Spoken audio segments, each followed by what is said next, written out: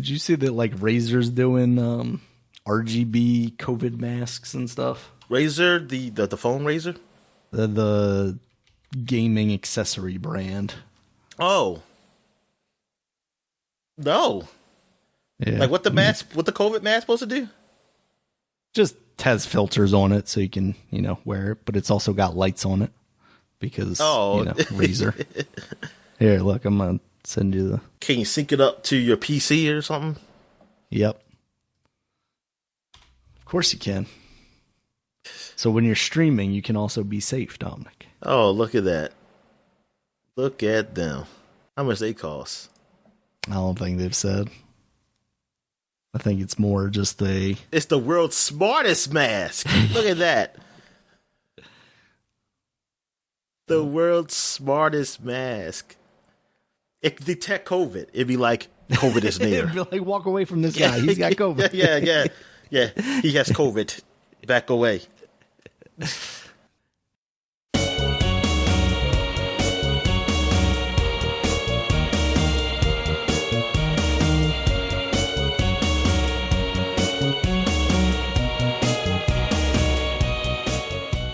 Hello, gamers, and welcome to episode 313 of the Super Ultra Podcast Arcade. I'm one of your hosts, Daniel Nicholson, and with me is my co-host, Dominic Stallworth. What's going on this week, Dominic?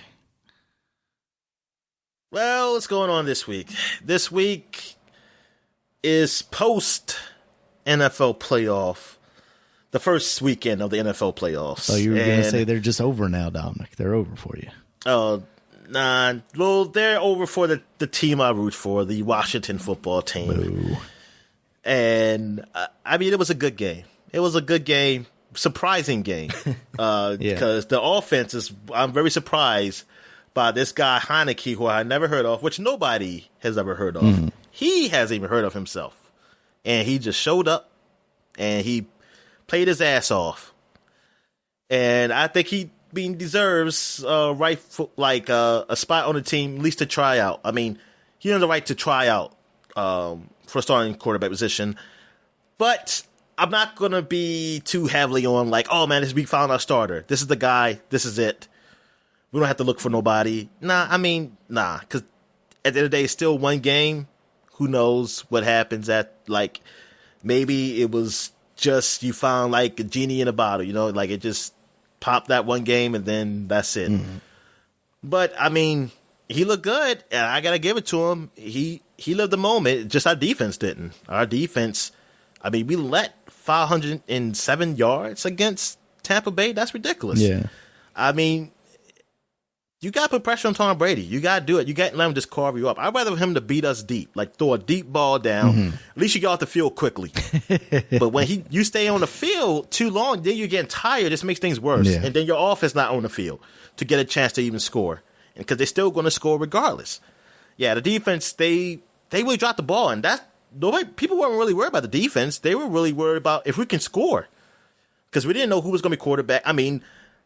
Alex Smith is basically on one leg, and I guess he didn't play. They put Heineke again, so it's like, oh man, we're playing this guy we don't know. Like the coaching staff knows, but you're not really seeing him play he not started a big game. I don't know if he started any game. Yeah, really, I don't think he started any game. So what you're saying is they were trying to tank it, Dominic. They were trying to throw the game. Yeah, they were trying to throw the playoff game. Yeah, didn't work. They were trying to throw it for Tom Brady. He was our. They were trying to throw it for Tom Brady. But no, he turned out to be pretty good, and he deserves us like the chance to start on the team. Maybe he might be. I don't know. I don't know. Maybe we might find like that golden gem. You're somebody who hasn't been around. That's been around football, but just hasn't really shown up, and he just comes out of nowhere. There's been quarterbacks like that. You had Kurt Warner, who came from the Canadian League, and he came in an older age. Garcia, I forget what's his first name, on the 49ers. He, I keep wanting to say Andy Garcia, but I know that's not it. I forgot Garcia. Where he came from. Jeff Garcia, yeah. I forgot where he came from, but he showed up at older age too, and he turned out to be pretty damn good. Mm-hmm. Kurt Warner's a Hall of Famer. Jeff Garcia was a good quarterback. He was a good quarterback. We can remember his last name. He's been a Pro Bowler. So. Yeah, exactly. So it has happened. And this guy's he's younger than them. So it's I mean I hope the best. But there's also some other people out there. I don't know if there's anybody in the draft that we could get, but there are free agents possibilities out there that we can get. So we definitely need somebody else. But I don't want to go in just with him. We'll be if we go in just with him. I hope he's the one if that's happening. Because I don't want to waste it. Because this team is a decent team. It's a good team. The defense is good. Not great, but I think they get better. They're all young. They're all very young. So I was like, I don't want to waste it. You don't want to waste this chance when you got these guys on these short contracts. Well, these lower pay contracts now because some of these guys are going to be really good. You can't keep them all. They're going to be wanting more money once the rookie contracts are done. Yeah. You can't keep them all. You can't be afforded to keep them all. So this is like the chance you gotta win it. Like you gotta win it pretty soon. That's how like it is in football a lot of times. But I trust the organization. Look like it's better. It looks like it's better now. But you know what? I think about myself what I said in the past. I thought when Shanahan came, it looked better. And when Jay Gruden first came, it looked okay. I mean, there was a promise, but things always went sour because at the end of the day, you got the same owner. You got the same owner, but maybe this is the time because he's all the shit he's going through now. Maybe he'll just stay away. He'll just stay away. Like, he just signed checks, but he will not get into the football operations too much because just like he the one who picked Haskins, our quarterback. And thing is, that did not turn out well. Like the organization didn't want him. They knew he wasn't a first round pick, but he wanted him because he went to the same damn high school as his son. And I mean, what fucking sense does that make? None, but whatever. And so hopefully he just stays away. And we'll be better for that. And hopefully we get a name. Hopefully we'll get a goddamn name next year now. So, all right. So, what else we got here? I think that's it. I know hockey started. Hockey's finally start now. So that's good for you, Daniel. Yeah. I know you're white. And that's what people mostly... White people love hockey. Those people usually like it. Yeah. That's what I'm told. And plus you're from the Tampa Bay area. And they won a championship. Mm-hmm. What else there is? I don't know anything else happening. You got any news? Any news happening? Before we get right into what we've been watching? Nothing worth going in that direction of. Oh, okay. Yeah, not yet. We might as well wait till after the inauguration to see if anything happens. Yep. All right. Exactly. So, what we got? Let's get to what we've been watching. So, I'll start off since we both watched the big thing that came out this week on Disney Plus, WandaVision. So, I'll start off with the shows I watched. So, here's Dark Materials. I finished it. It's over for this season. Mm-hmm. It was good. I mean, the overall season was pretty good. I really enjoyed it. They seemed to follow the books pretty well. A lot of things I did forget, but I started to remember. Like, I saw certain people die, which it surprised me. But then when I look back, oh yeah, they did die. And so it's kind of good. It's always kind of good that I don't remember because it's kind of new too at the same time. So I don't expect it. Like I say, okay, who's gonna die? Mm-hmm. It's like, oh, I didn't expect them. So, oh yeah, I was sad. Now I remember, because I was sad when they died in the book. But yeah, they done really good, pretty good. They done pretty damn good with the source material in this show. I'm just curious how long it's gonna take for the next one to come. You know what? It didn't. Because it doesn't feel that long that it took for this season. Mm-hmm. But because of the pandemic, I'm curious how long it would take. Yeah. But the way I'm seeing these shows pop up, man, like even during the pandemic, I don't know. Maybe they will still do all right. and get it going. But I know they're going to want to keep it. You don't want to be out too long because these kids, they are still kids at the end. Like, they're just getting to being like older teenagers, like mid-teenagers. They just getting to that age. Yeah, so you got to speed run this so you don't age out these actors. Exactly. It can't be like 3 years. It's like, oh yeah, we got to take a break for this long.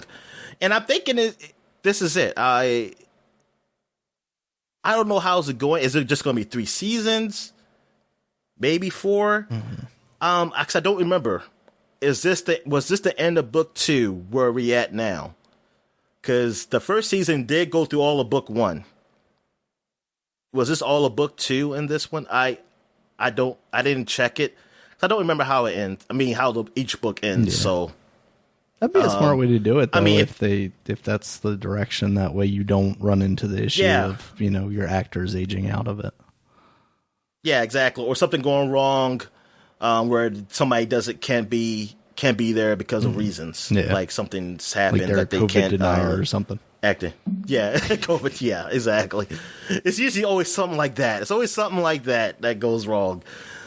Or someone says something slightly racist on Twitter. But I enjoyed the show. All right. Also, you know what? I said I was on HBO Max. I said, you know what? I haven't seen The Hobbit since it first came out, and I've seen all 3 movies, and I was like, I'm going to watch it again because I've been watching it so long. I don't remember anything of it, even though I think I only watched it one time. Right. So I had that on. It took me about all week to watch it. Yeah. So I just watch it in pieces. Like I watched some, so okay, I'm done. I'll just split it up into like episodes, I guess.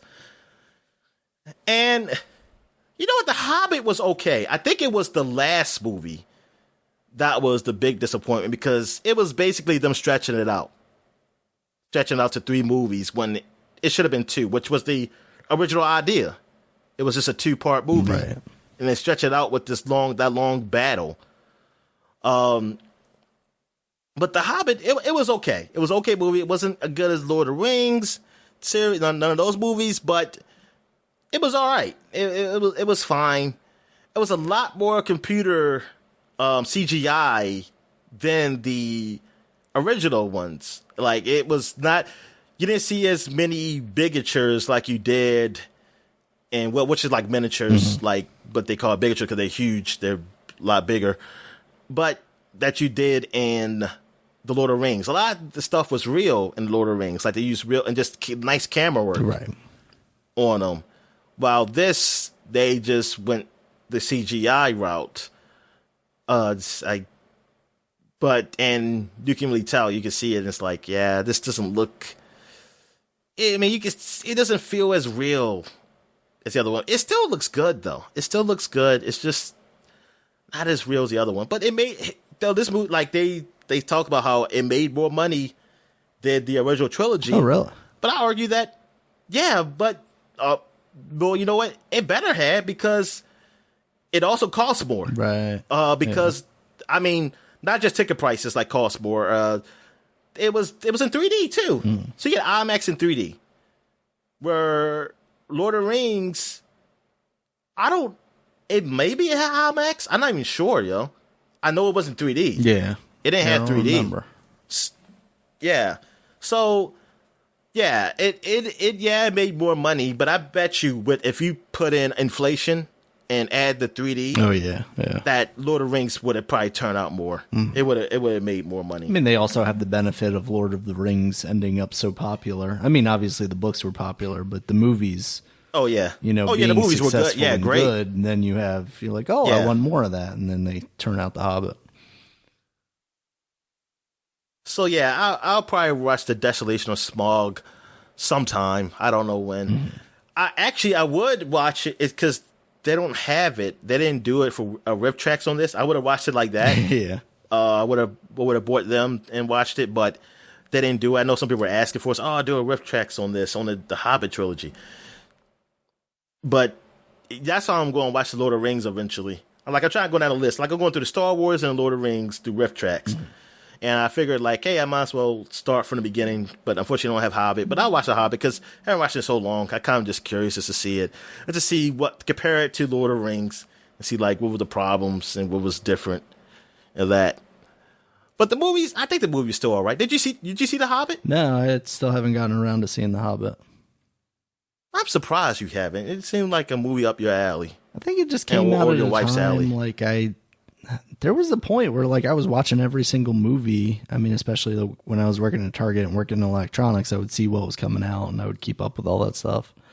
And then there was a point where after that, like I just didn't consume movies in the same way. Like I used to have disc Netflix and I would watch a movie, send it back the same day. And, you know, that was the time when Netflix, like as soon as the USPS would scan the thing, they would send out your next one.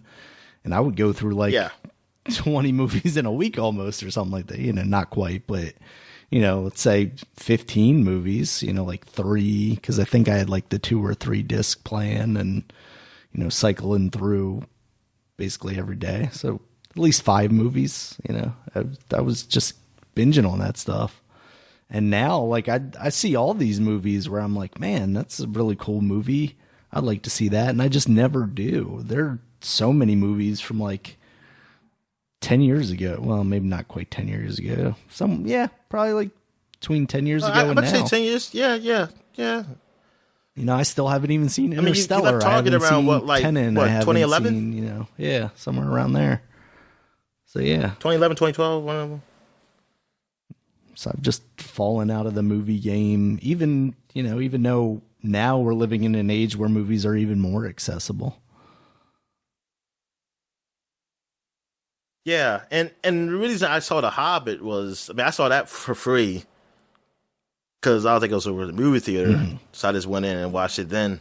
And I know from when I watched it then, I was even like, man, this is definitely not like the Lord of the Rings. I mean, it's all right, but I don't know.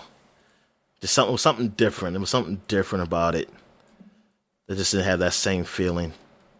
And you get that same warm feeling in Lord of the Rings. Yeah.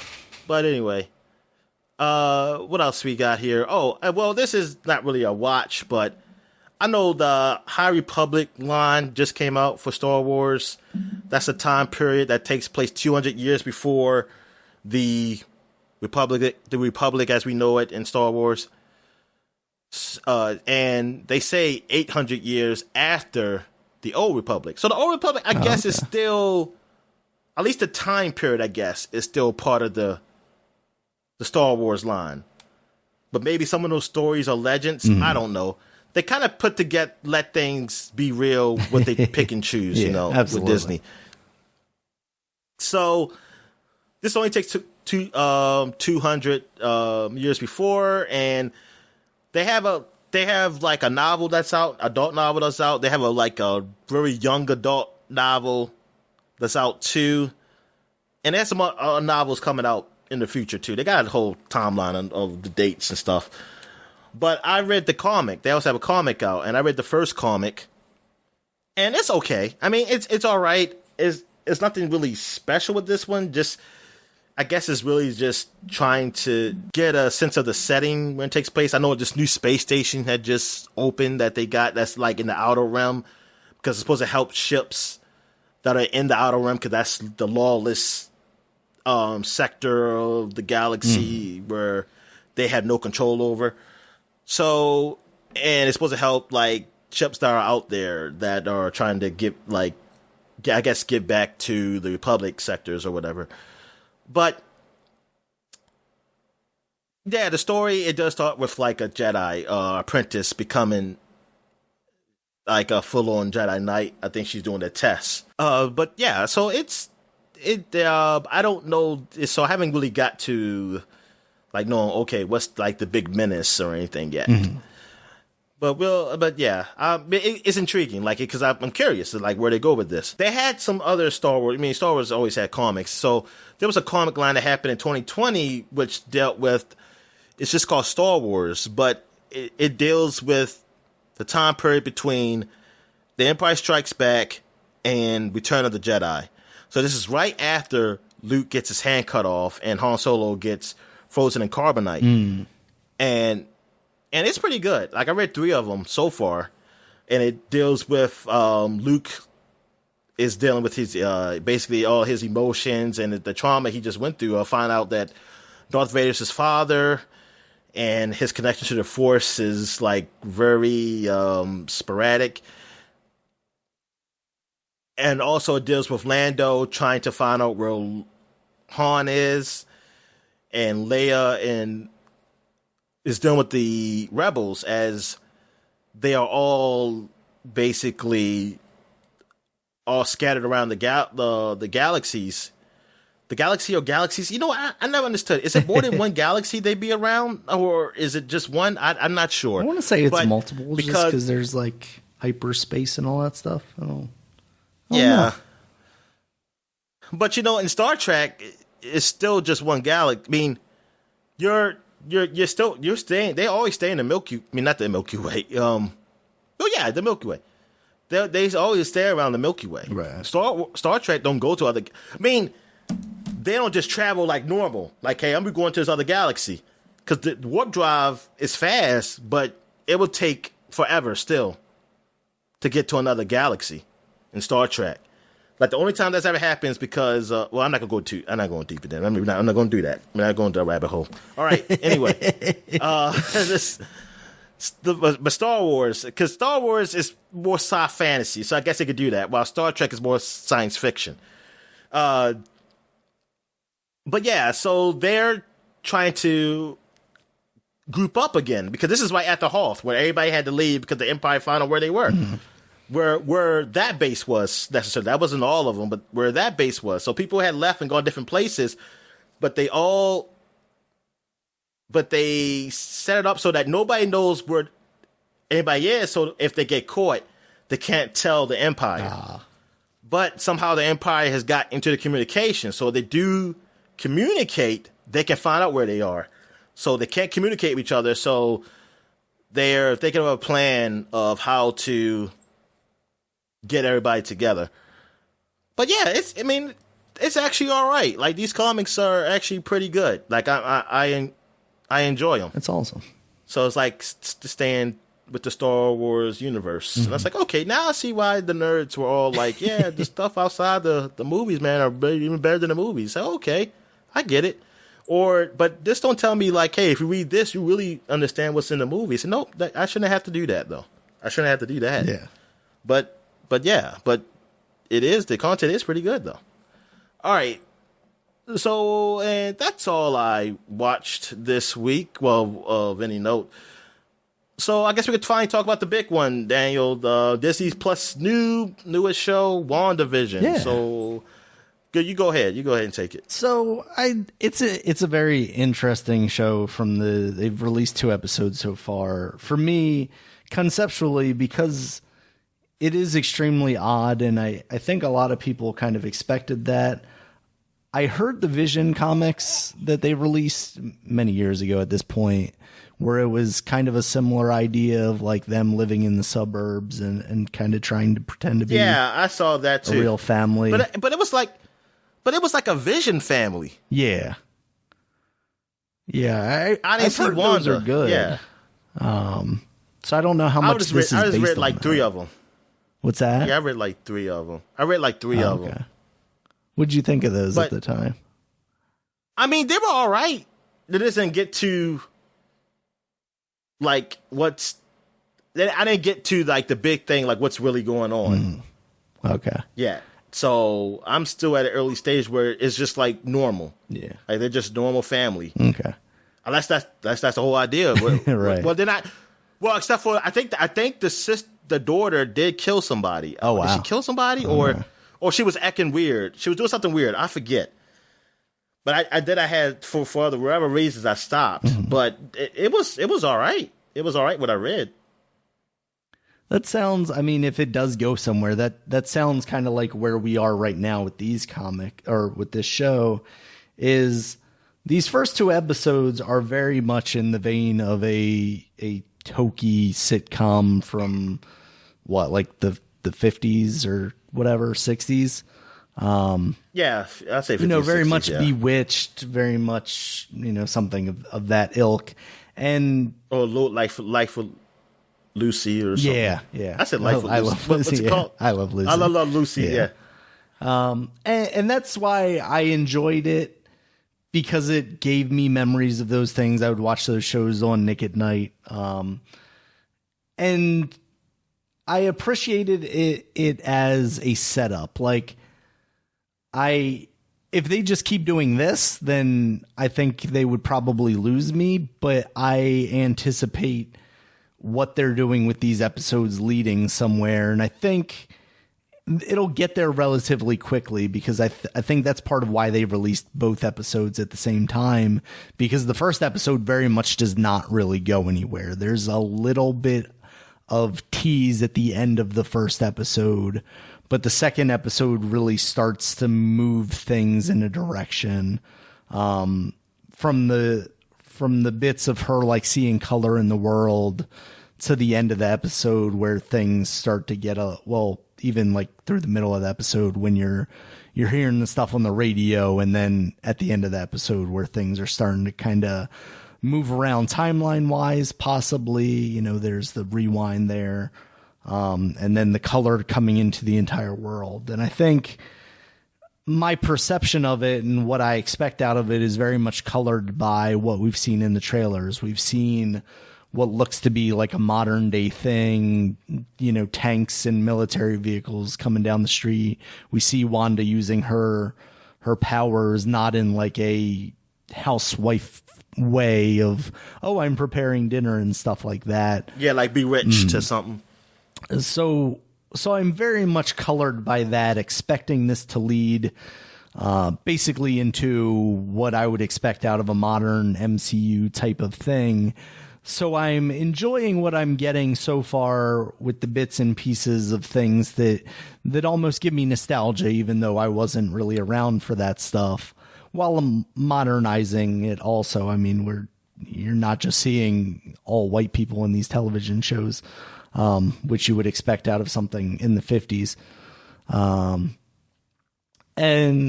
So right now I'm on board with what they're doing. I'm not blown away by it, but I'm enjoying the ride right now, kind of thing. But if it were to be the same ride the entire season, they would maybe lose me, but I'm liking what I'm seeing so far, and I'm hoping that there's an evolution there, So what'd you think? Yeah. It's all right.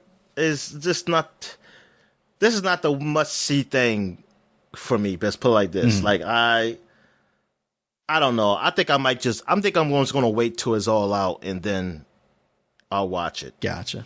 Yeah, I could see that. I mean, maybe I might watch it, but it's just not going to be like The Mandalorian for me. I know that. Mm-hmm. It's not going to be that I have to, like, I can't wait till Friday to watch it. Yeah. It's whatever. It's for me. I mean, it's an all right show, but it's just so far it's just nothing special for me. Yeah, it definitely doesn't have the excitement and urgency of a Mandalorian so far. Yeah.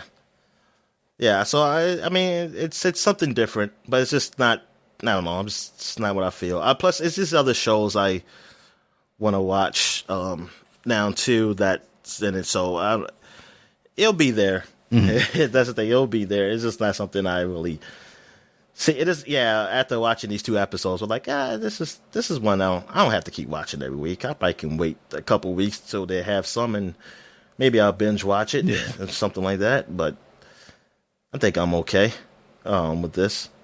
I mean, I think I'm okay. I mean, just missing out on some. But, yeah, I guess that... What the hell I got right here? Oh, I'm looking at what we've been playing. I got to change that. I'm sorry. I got to mention this in what we're watching. Yes. So I accidentally put it on what we were playing. Oh, yes. I forgot to mention that I did watch the Looney Tunes on HBO Max. So I was curious, like, say, I'm going to watch some of the really old ones, like the ones in black and white or something like that. Because they set it up, but I don't know. I don't think these are all of them. I don't think it's, and I I don't know how they really set it up. I don't know if they set up in seasons or just like just put some episodes together. Because sometimes like a few episodes go into black and white, then it turns to color. Oh, weird. Then it go back to black and white, and then it goes back to color. So I'm like, I don't know how they are putting these out, like how they're separating them. But anyway, because it does say season 1, but I'm like, is that really how that works? And then I don't know how television works back then either. So maybe that's why it's like that. But anyway, I was watching some of the early shows, and they have a character that looked just like Mickey Mouse, early Looney Tunes. Like I think it's called Foxy or something. Yep. And the creator of it, he did work at Disney. And I guess he moved to Warner Brothers for whatever reason. I don't know what the reason is, but he created a character that looked just like Mickey Mouse, and I guess to compete with him. Like, he looks just like with the Mickey Mouse with a tail, like a fairy tail, not like a little mouse tail. Like a black fox tail, and the ears are just like Mickey Mouse, still round but a little pointy at the top. Just a touch. Yeah, no, it's just a touch of. It's not even like he has real fox ears. No, not at all. It's still rounded. It's still round. So I'm like, wait a minute. If you're going to do something, can you at least make it have like really like fox ears and not. Like, it's like you were still trying to draw the mouse. You knew exactly and just like, what okay, he was we changed it a doing, little Dominic. bit. Like, the thing is literally just Mickey Mouse, just a little altered. Yep. Just slightly altered Mickey Mouse. I mean, I was shocked by it when you were telling me about it before the podcast, and I looked it up because I didn't entirely remember him. I mean, maybe I saw him back in the day, but then I saw that he was on Tiny Toons at one point, and I do remember those characters. They very much look like the Animaniacs, which... Now that I think about it, the Animaniacs look very much like Mickey Mouse in a way. Yeah. Yeah, like the Animaniacs, they look like old-timey cartoons in current day. I think that's what we're going for. They were back then, but they're too loony, and they had to lock them in the Warner Brothers water tower. Yep. That's the story. All right, anyway, yeah. And then they even have a Minnie Mouse version. Like, there's a female version that's just like Minnie. Yeah, so it's Roxy. like, okay, all right.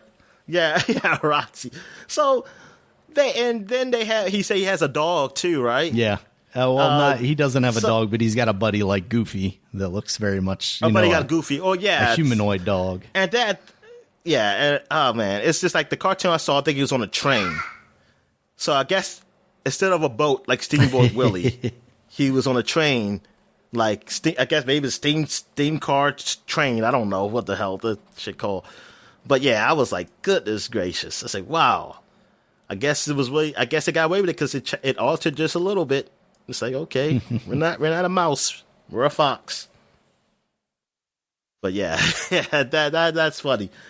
But seeing some of those, looking at those old cartoons, man, it just reminds me of Cuphead now. Yeah, reminds me of Cuphead. Just looking at those things. But but the animation, like I just appreciate the animation of it, like how they were drawn and how they were moving. Compared to what cartoons, some of these cartoons do today, you can tell they go cheap with it. Yeah. You can tell how that, like, they really go cheap with the animations today. Like, because how much animation is done with the characters that are different. It's like, yeah, compared to them, they were moving a lot. Like, they were moving, and it's not the same animation either sometimes. I'm like, man, but maybe it got to a point where they got cheap because people probably asking for more money. Say, hey, this is a lot of work, and we're not gonna pay him much for it. Oh yeah, I mean that fine. animated stuff, like it always amazed me, like people's ability to literally just draw on a sheet and then lift it up and then draw on a different sheet, and like, you know, the amount of work that went into that. And it's like nowadays we can just throw that shit on a computer and, you know, erase this line and change this line, and now you got Flash animation that's done at like a quarter of the price. And then, I mean, and that's why Hanna-Barbera did, like, they said, like, man, well, fuck it, we ain't gonna try to pay you more, we're just gonna go super cheap with animation. Yep. We got 2 animations for each character. And that's it, and it's going with that. I will not have you besmirch the good name of, what's his name? The shark. Jabberjaw.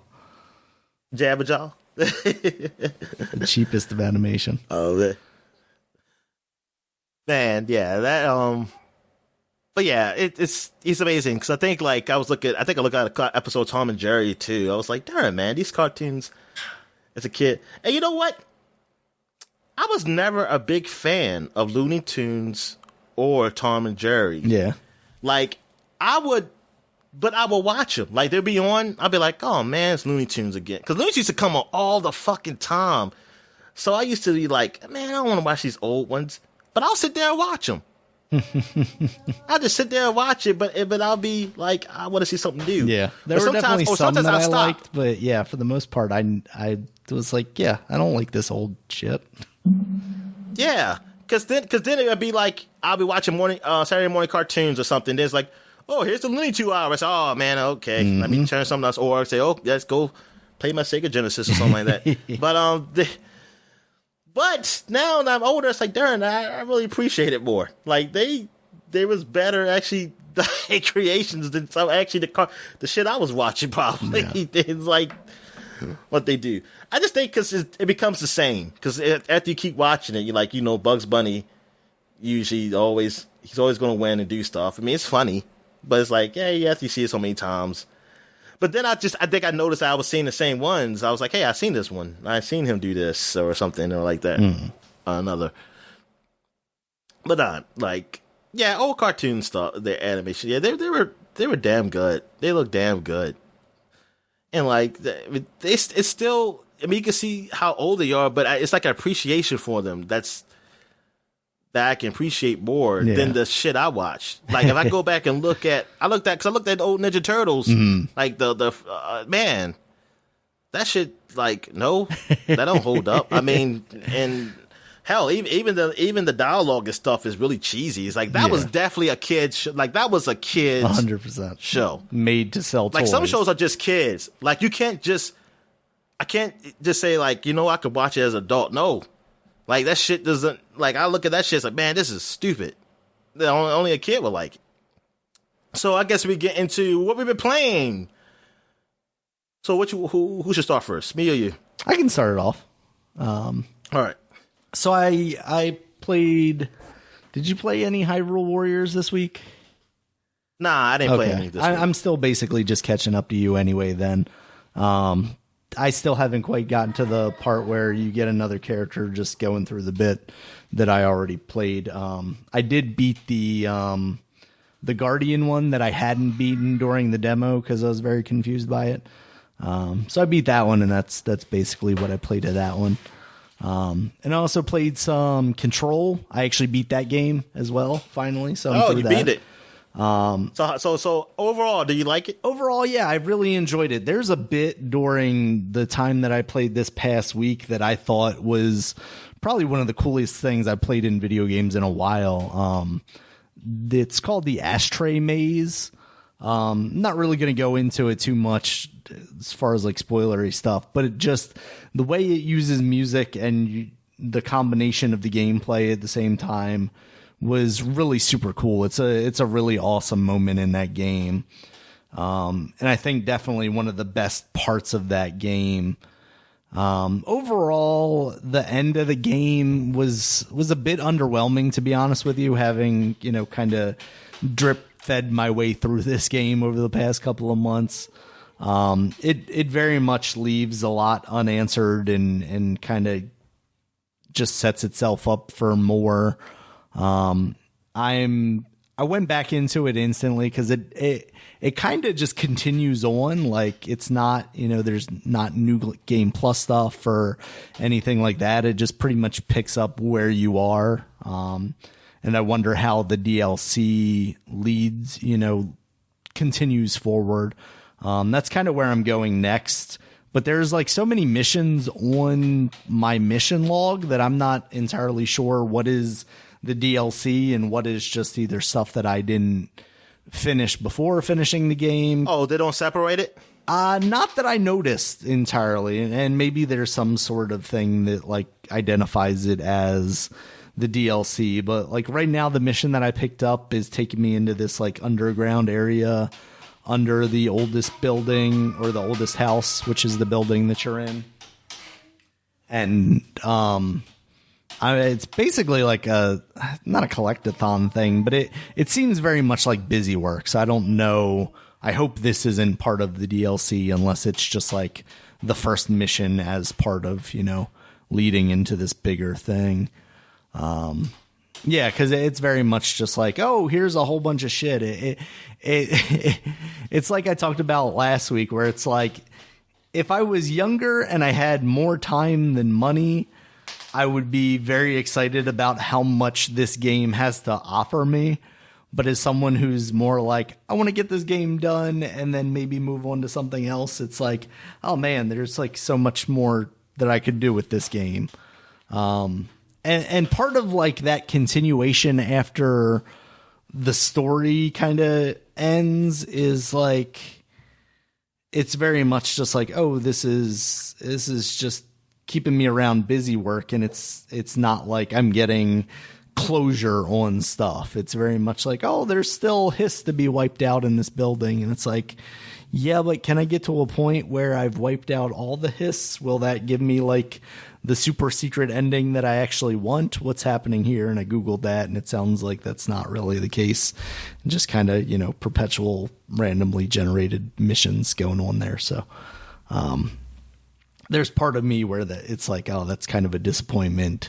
And it's like, are they going to do a second Control then? Is that what they're leading towards? Or is it, something that wraps up in the DLC that I just haven't seen yet?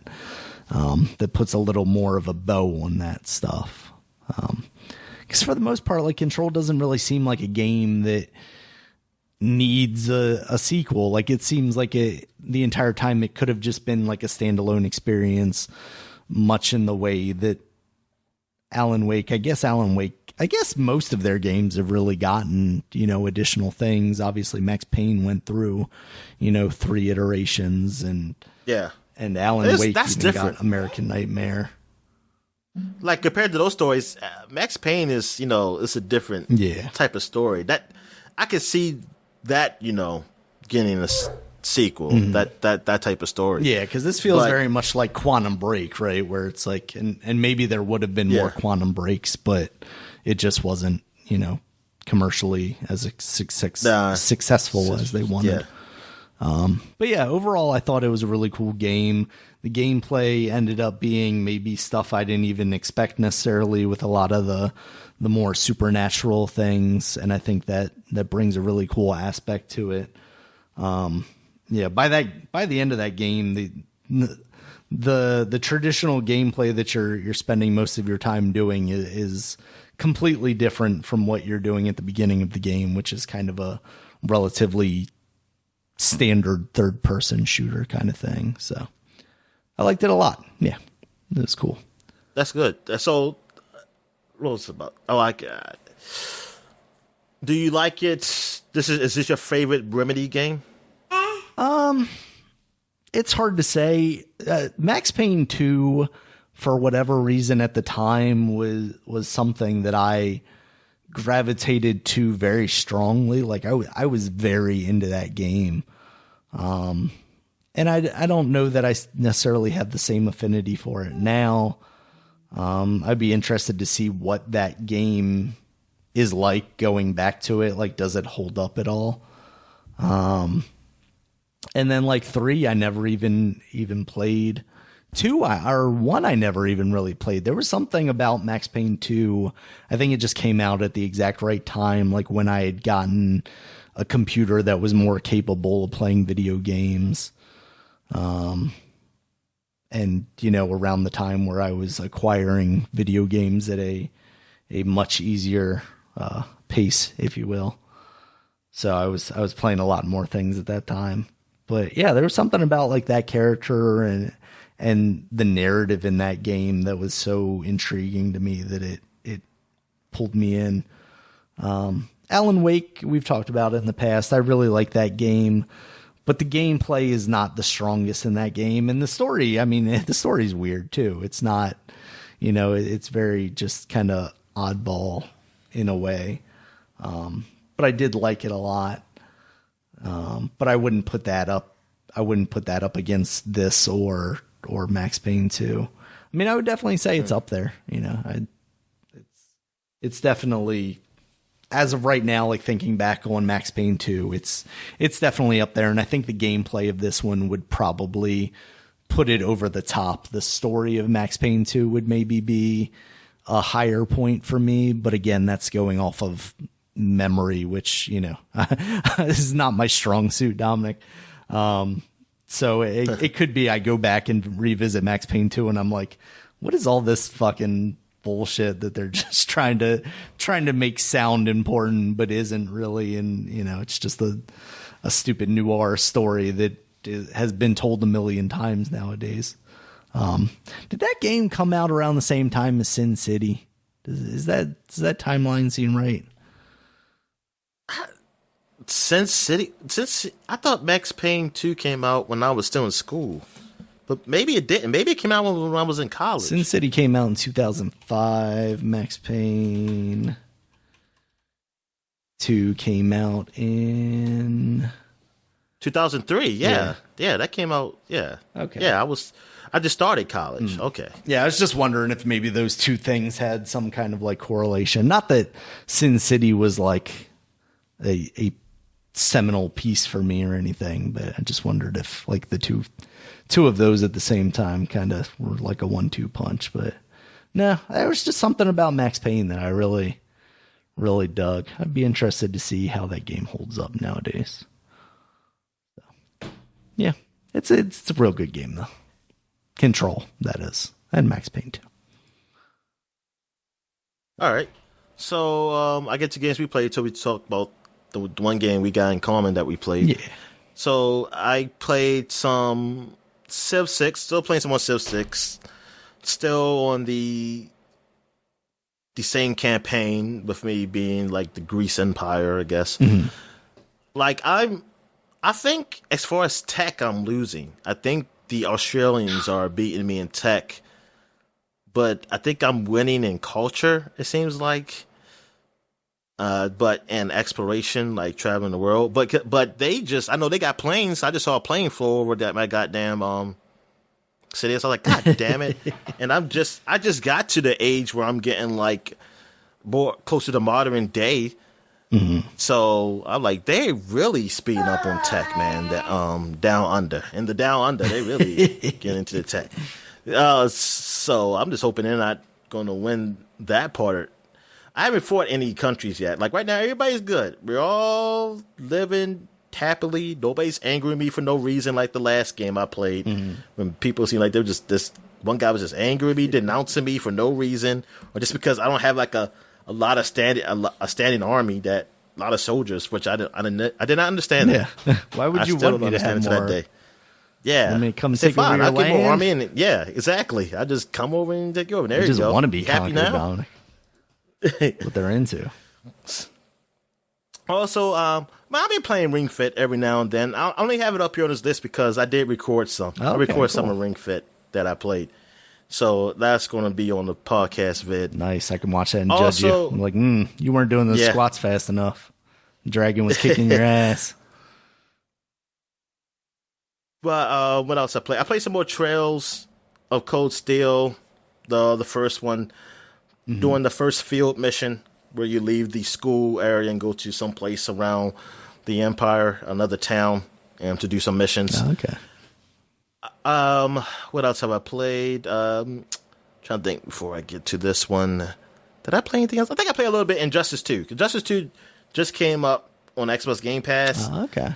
It's on the PC also. So I just play a little bit. I just play a little bit of that, just get familiarize it with that game again. I played as the Swamp Thing. I did the tutorial because unfortunately nothing transfers from the console version, so I have the Ultimate Edition, my console version, which has everything. Unfortunately, I don't have that on PC, so I don't have all the DLC characters and everything. So that sucks. But also I have to start over on everything else. So the multiverse, you got to do the tutorial battles before you get into the regular multiverse. So I did that. I played as Swamp Thing. I also played as Superman, and I played as the Ice. I'm about to say Iceman. Captain Cold. Okay. Played as Captain Cold. Tactical, I'm not really used to yet. I'm not really used to. I played as another guy too. I feel like. Can't remember. Can't remember who. Scarecrow. I played as Scarecrow, and I don't think I played him much last game. I mean on the console one. So yeah, Scarecrow was all right. He was pretty cool. I did play one of the multiverses where you have to be Superman, and they usually have a story to it. You got to read it. I usually don't though. I usually don't read on. Like let's see, they can't tell me. I was like, it's not that point anymore. You're just fighting. So I had gone through that and got the loot boxes. Like I told you, the loot system is horrible. I mean, it's a horrible thing in these fighting games, man. Yeah, but the cheats still work. Oh, nice. So I turned the cheats on, so I get like all these coins. So I guess that's technically, you know what? I'm thinking that's stealing. So maybe I don't got cheats. I don't got cheats at all. I Sorry, just made that up. I already reported you. Warner Brothers is coming for you. See, if they heard that, they can see my coins and say, how he get that many coins? He only played like the little bit of the multiverse tutorial. He has that many coins. Whatever, man. I bought the game already. I had bought this game before. I'm not buying this shit again. You should let me transfer my shit. Anyway.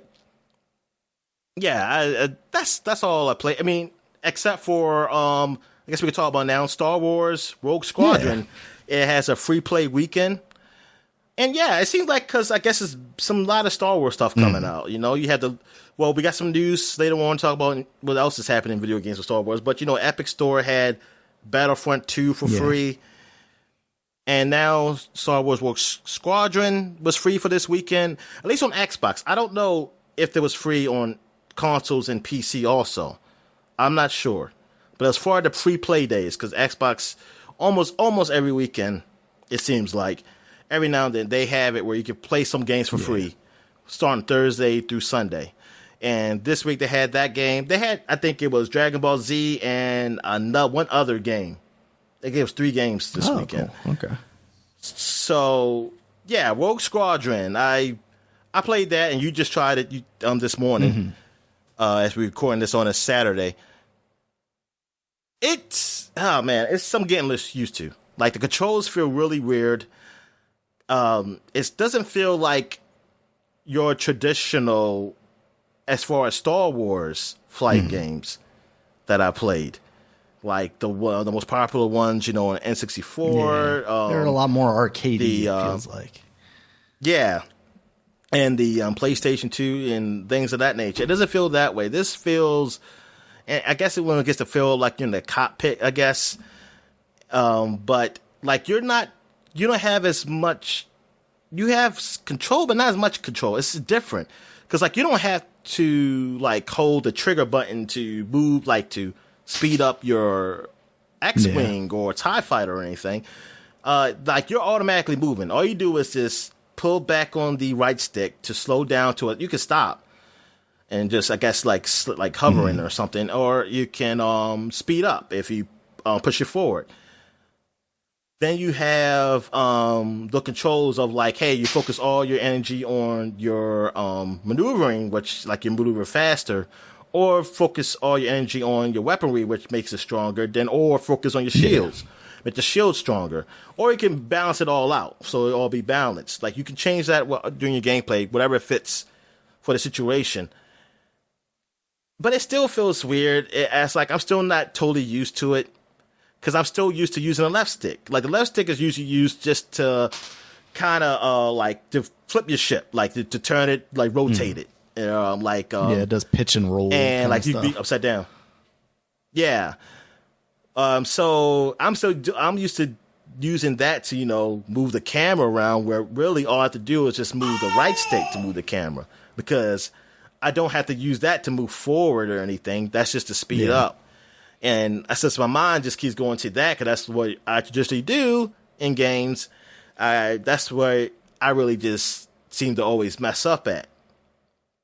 And of course, the traditional thing always happens with me with these flight games is like, the enemy zooming past me, and then like they get behind me. So, oh God, I gotta turn around. So I'm going this speed and turn around up. And like I'm used to there being a button, a combination of buttons, like quick turnaround, like zoom, like you turn around. Star Fox. I haven't figured that out yet. If that's exactly. If there is a thing in this game that you can do that, I have not figured it out yet. So, and since it's not third person, it's first person. It'll just make me confused anyway. Yeah. So, unless I'm targeted. If you target on it, then I probably it'd be easier just to follow it. But yeah, it's weird. Like so far, I'm not the biggest fan of this game. I don't want to say that. I'm gonna play some more. It's only for this weekend. We'll see how it goes because hey, it's playoff weekend too for football. Yeah. So it's kind of being distracted, and then I gotta do the podcast. So I don't know how much more I'm gonna be playing, but But playing what I played, it's like, man, this is not the kind of Squadron game I wanted. I want this to be at least the controls wise. Like I wish this was an option. The option you could play it like this, but I could still play like traditional Rogue Squadron, like games. That's what I want. I want Rogue Squadron just with today's graphics, basically, like how you fly the ship. Yeah. Well, what do you think so far? What you played? I think because I didn't play as much as you. I played more than you. I got to I got past the tutorial because it'll tell you like you're done your tutorial. I got past that, but I ain't played that much. Yeah. After that, like I didn't finish a level, or a stage or whatever it's called. So I'm still at the very beginning of this game. But yeah, so how you like it? Yeah, I think so far. I feel pretty similarly to you. I think I would have maybe liked a more arcadey game. I think this is trying to channel I forget what they're called, but the older ones that, were before you're in my time, where it was more of a kind of technical simulation where you're trying to balance out like the shields in the back and the front and things of that nature. I can see the appeal of playing this game in VR, although I think I would possibly be extremely sick, especially like in the TIE fighter, just rolling around and all that nonsense. I honestly, like you were talking about the controls, like until you told me, I didn't even realize that I wasn't controlling the throttle in the way that I thought I was. Like I thought it was hold the stick all the way at the top and you'll go as fast as you can. And then, let off on it. The dead zone is, you not moving, and then hold it down and you go into brake and reverse kind of thing.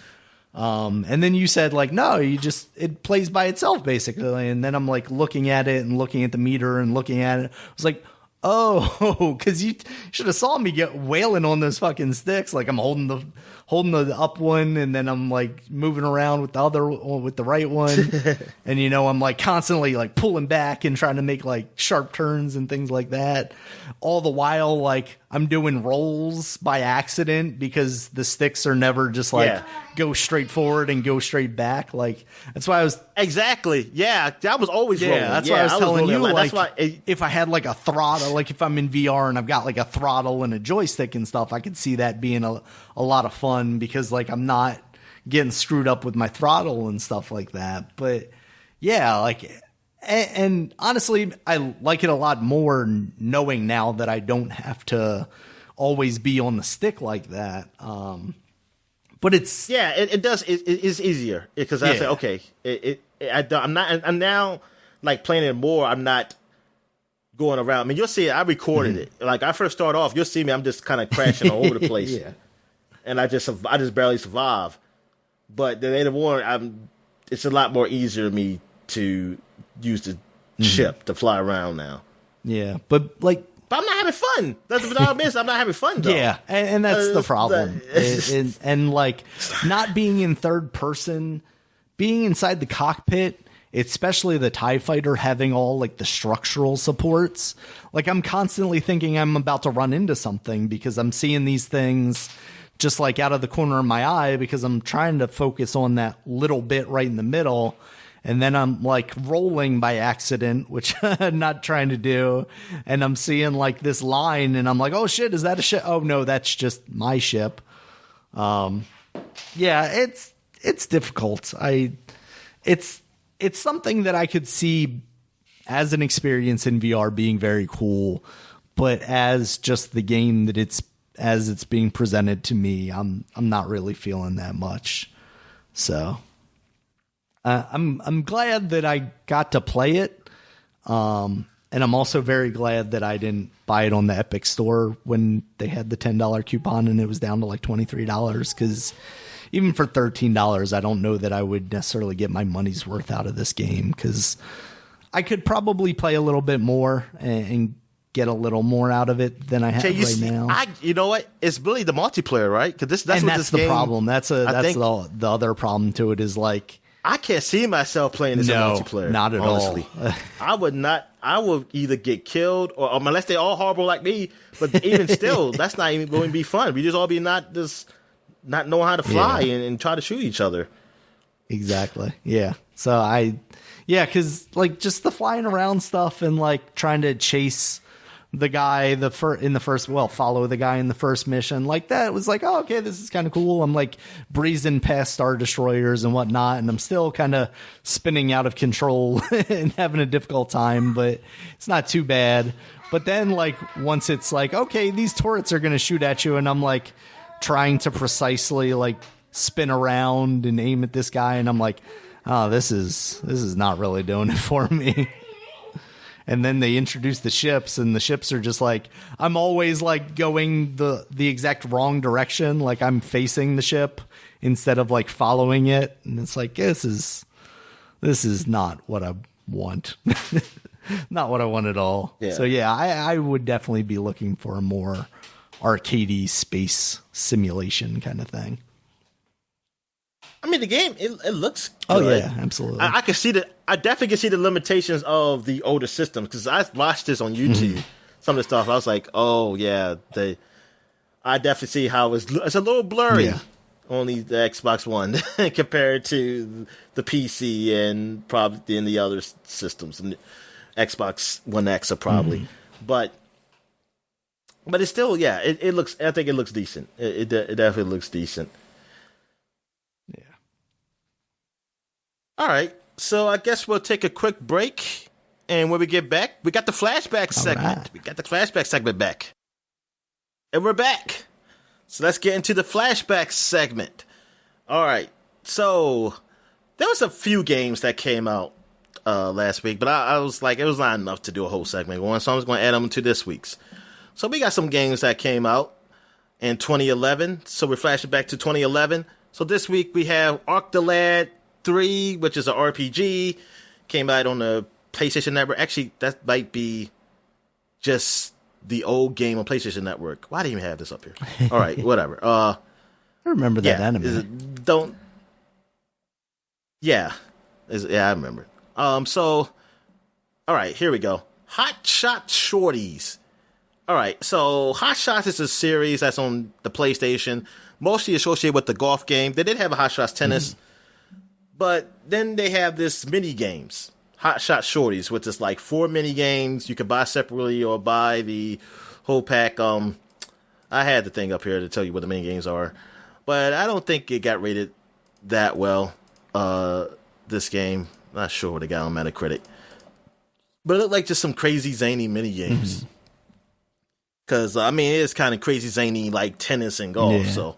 I guess a mix with that. So, yeah, that's all that is. Trying to push that PSP, Dominic, and that PlayStation Network. Yeah.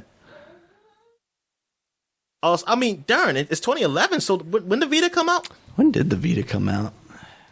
Let's see, PS Vita. Came out in 2013. Okay, so you got 2 years till the Vita comes out.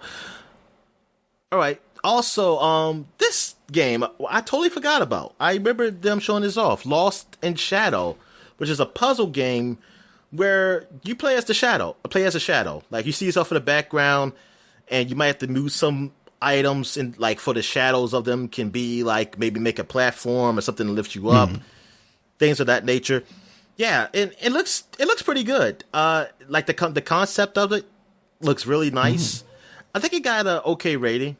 Never played it, but I totally forgot about this. But I remember seeing this at I don't know, maybe it was an E3 or something. I don't know, some event showing this game off. You remember this game? Yeah, very vaguely. Once you told me what it was, and yeah, I was watching some videos of it. It looked neat at the time, but I think for me, Wii games, it was basically like, Nintendo games. That's it.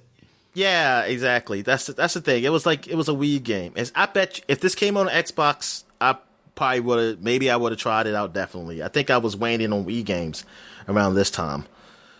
So you have also Prinny 2, Dawn of Operation Panties, dude. Okay, I had to look this game up because I was like, "What the hell is this?" And I know what a Prinny is. I know it's that penguin thing, but. Yeah, it's that penguin that you usually see in Disgaea, right? Apparently, the story is that I guess you're working for some type of queen or something. I don't know. And she said her panties been stolen. And I guess you gotta find the enemy that took them. It's a comedy. And that's that Japanese comedy. Yes, it is. That's an anime comedy. The anime comedy, I should say. Some panties. But yeah, God. Dominic, it's out on the Switch too. They spell. Oh, it is. You can get it. It came out on the Switch. For how much? It is $14.99. Currently on sale from $19.99. So might be time to revisit the classic panties game. Is that still dude? Like how we say dude, or what does it mean? It's dude. I don't know. I guess. I mean, it's got to be right. Like. Yeah, it is. Talking about panties, so I feel like dude is appropriate. I say we'll see, like I'm going to play it. Apparently, dude, according to Wikipedia, is death or the act of dying. So, so it doesn't mean what we thought it meant. I don't know that applies, but or if you go by Urban Dictionary, apparently it is the superior way to spell dude. So. Yeah, I'm gonna say it's probably that second one. It's just meme culture version of dude. All right. Also, it's been 10 years since the release of DC Universe Online. Oh, I think they have it. I think they have something because I thought I read something. But I usually, when it's about DC Universe Online, because I'm not into MMOs, I usually kind of. Not really look at it, but I think I did there's see like something. 10th anniversary items or something that they got out there. So it really has been. So for some reason, it feels longer for me. I feel like this came out for a very long time to me. It's been. 10 years is good, but I thought it actually was older. Maybe I'm thinking of like City of Heroes or something like that. Yeah, I think that's probably what it is. But yeah, it came out on Windows and PS3. That's right. I remember I was a little jelly because I was like, oh, it's only on PS3. I'm gonna try this, but now it's like, oh, I'm not into MMOs. So what I'm mad about? Also, they have bad SEO, Dominic, because when I type in DCU online, I get mobile banking before I get their game. All right. So also Ghost Trick Phantom Detector came out on the DS. This is a adventure game, like a detective adventure game, anime game. It looks pretty good. I don't know if it got rated good or anything. I want to say it got rated okay. I thought I heard like it was a decent game. Like it was an okay DS game. It's definitely a game I've heard about and seen, but I know nothing about it at the same time. Like that character that's on the cover in the red suit with the yellow spiky hair. Like I've seen him places, and I don't know why. Yeah, but it seems like but I think it's a game I looked at because I was kind of into the adventure games. It's by Capcom. The same guys, the same company that did Ace Detective. So I was always looking at games of that ilk. And with a Metacritic score, it was good. 83% on Metacritic. So, yeah, this was a decent game. All right. So you also had Kingdom Hearts Recoded came on the DS. I feel like we talked about this game before. I think we talked about when they first came out on the original system it was on. 'Cause I think this was the phone game. I want to say. That sounds right. Let's say Recoded. Yeah, it's a full remake of Kingdom Hearts Coded, released on the DS. Yeah. All right. And also Zeit Squared, which was on Windows, Xbox Live Arcade, which is a shooter, I believe you said. It was like a... Yeah, like a space shoot 'em up kind of thing. Space. Oh, okay. And I'm not going to mention this last game. Yeah, fuck that game. Okay. All right.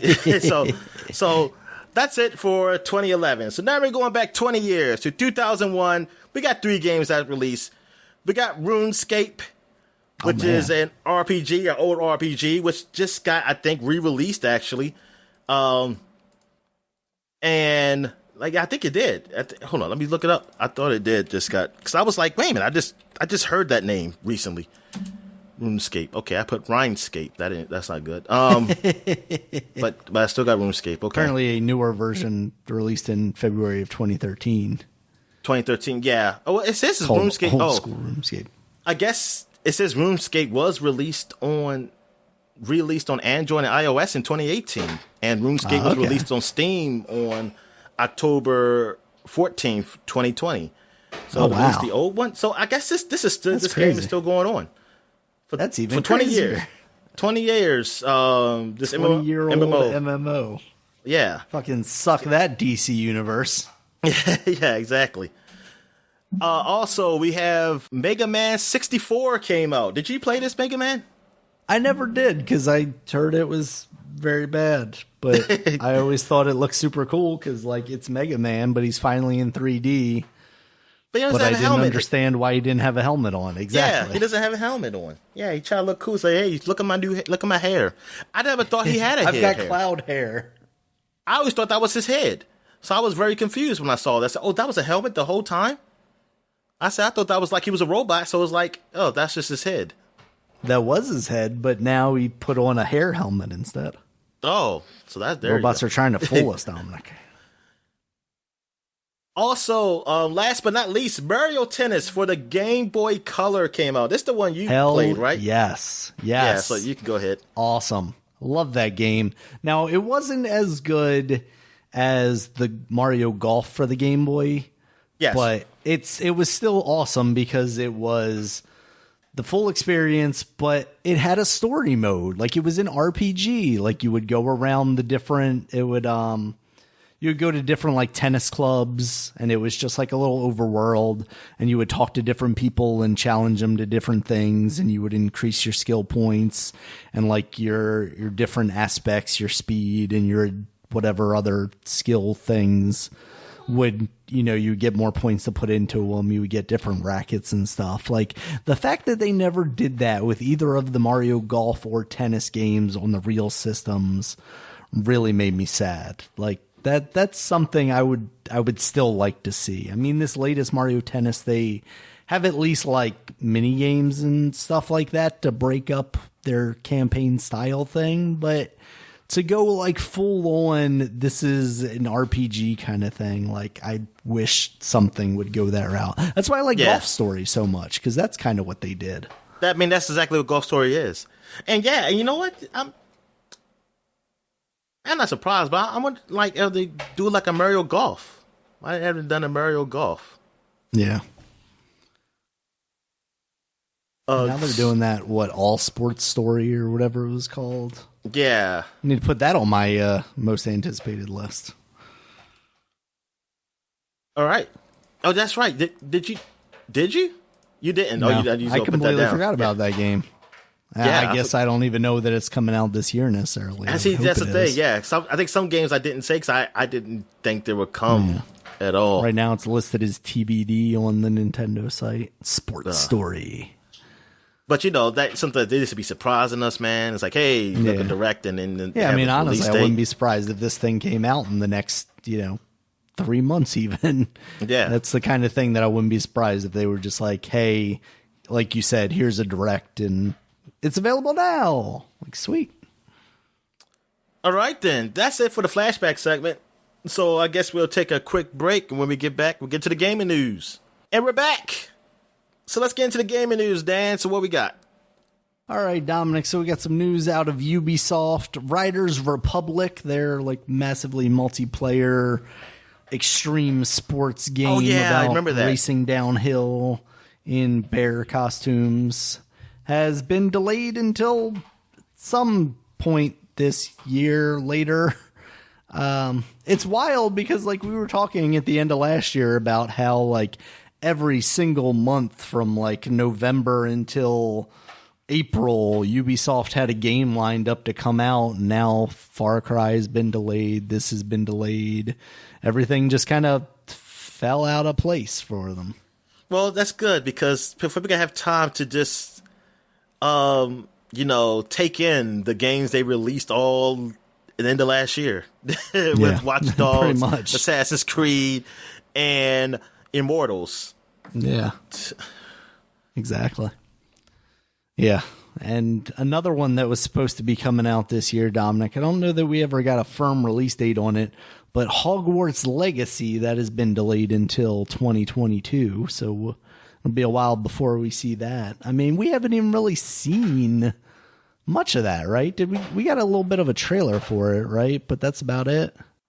Yeah, that's about it. That's all I could think of about this game. Like, I that's why I didn't really know when it was coming out. I didn't. Mm-hmm. I mean, I didn't like just expect it to come out this year, but I just didn't know, because I didn't see much on it. So I bet if somebody had asked me before they announced that they were delaying it, I would have been like, "Yeah, I don't think this year." I probably would have said, "I don't think this year," if somebody would have asked me. Yeah, because we really haven't seen much from it. But one game that we do know is coming out soon, Dominic. We found out that the new Pokémon Snap, as they're calling it, literally. Oh, yeah. Because Nintendo is bad with titles, so they just throw new in front of things. Yeah. That's going to be launching on April 30th. So just in time for your new Switch to come out, Dominic. What do you think? There's a trailer out for that. It didn't really show much except for a kid in a bubble and some Pokemon. Also, I didn't know there was a Pokemon that just literally looks like a toucan. Oh, yeah. I guess there is one of those newer ones. But it seems very lazy. I'm just saying, I mean, it looks nice. It looks real cute and everything, but I can't see me paying $60 for this game. No, not 60. No.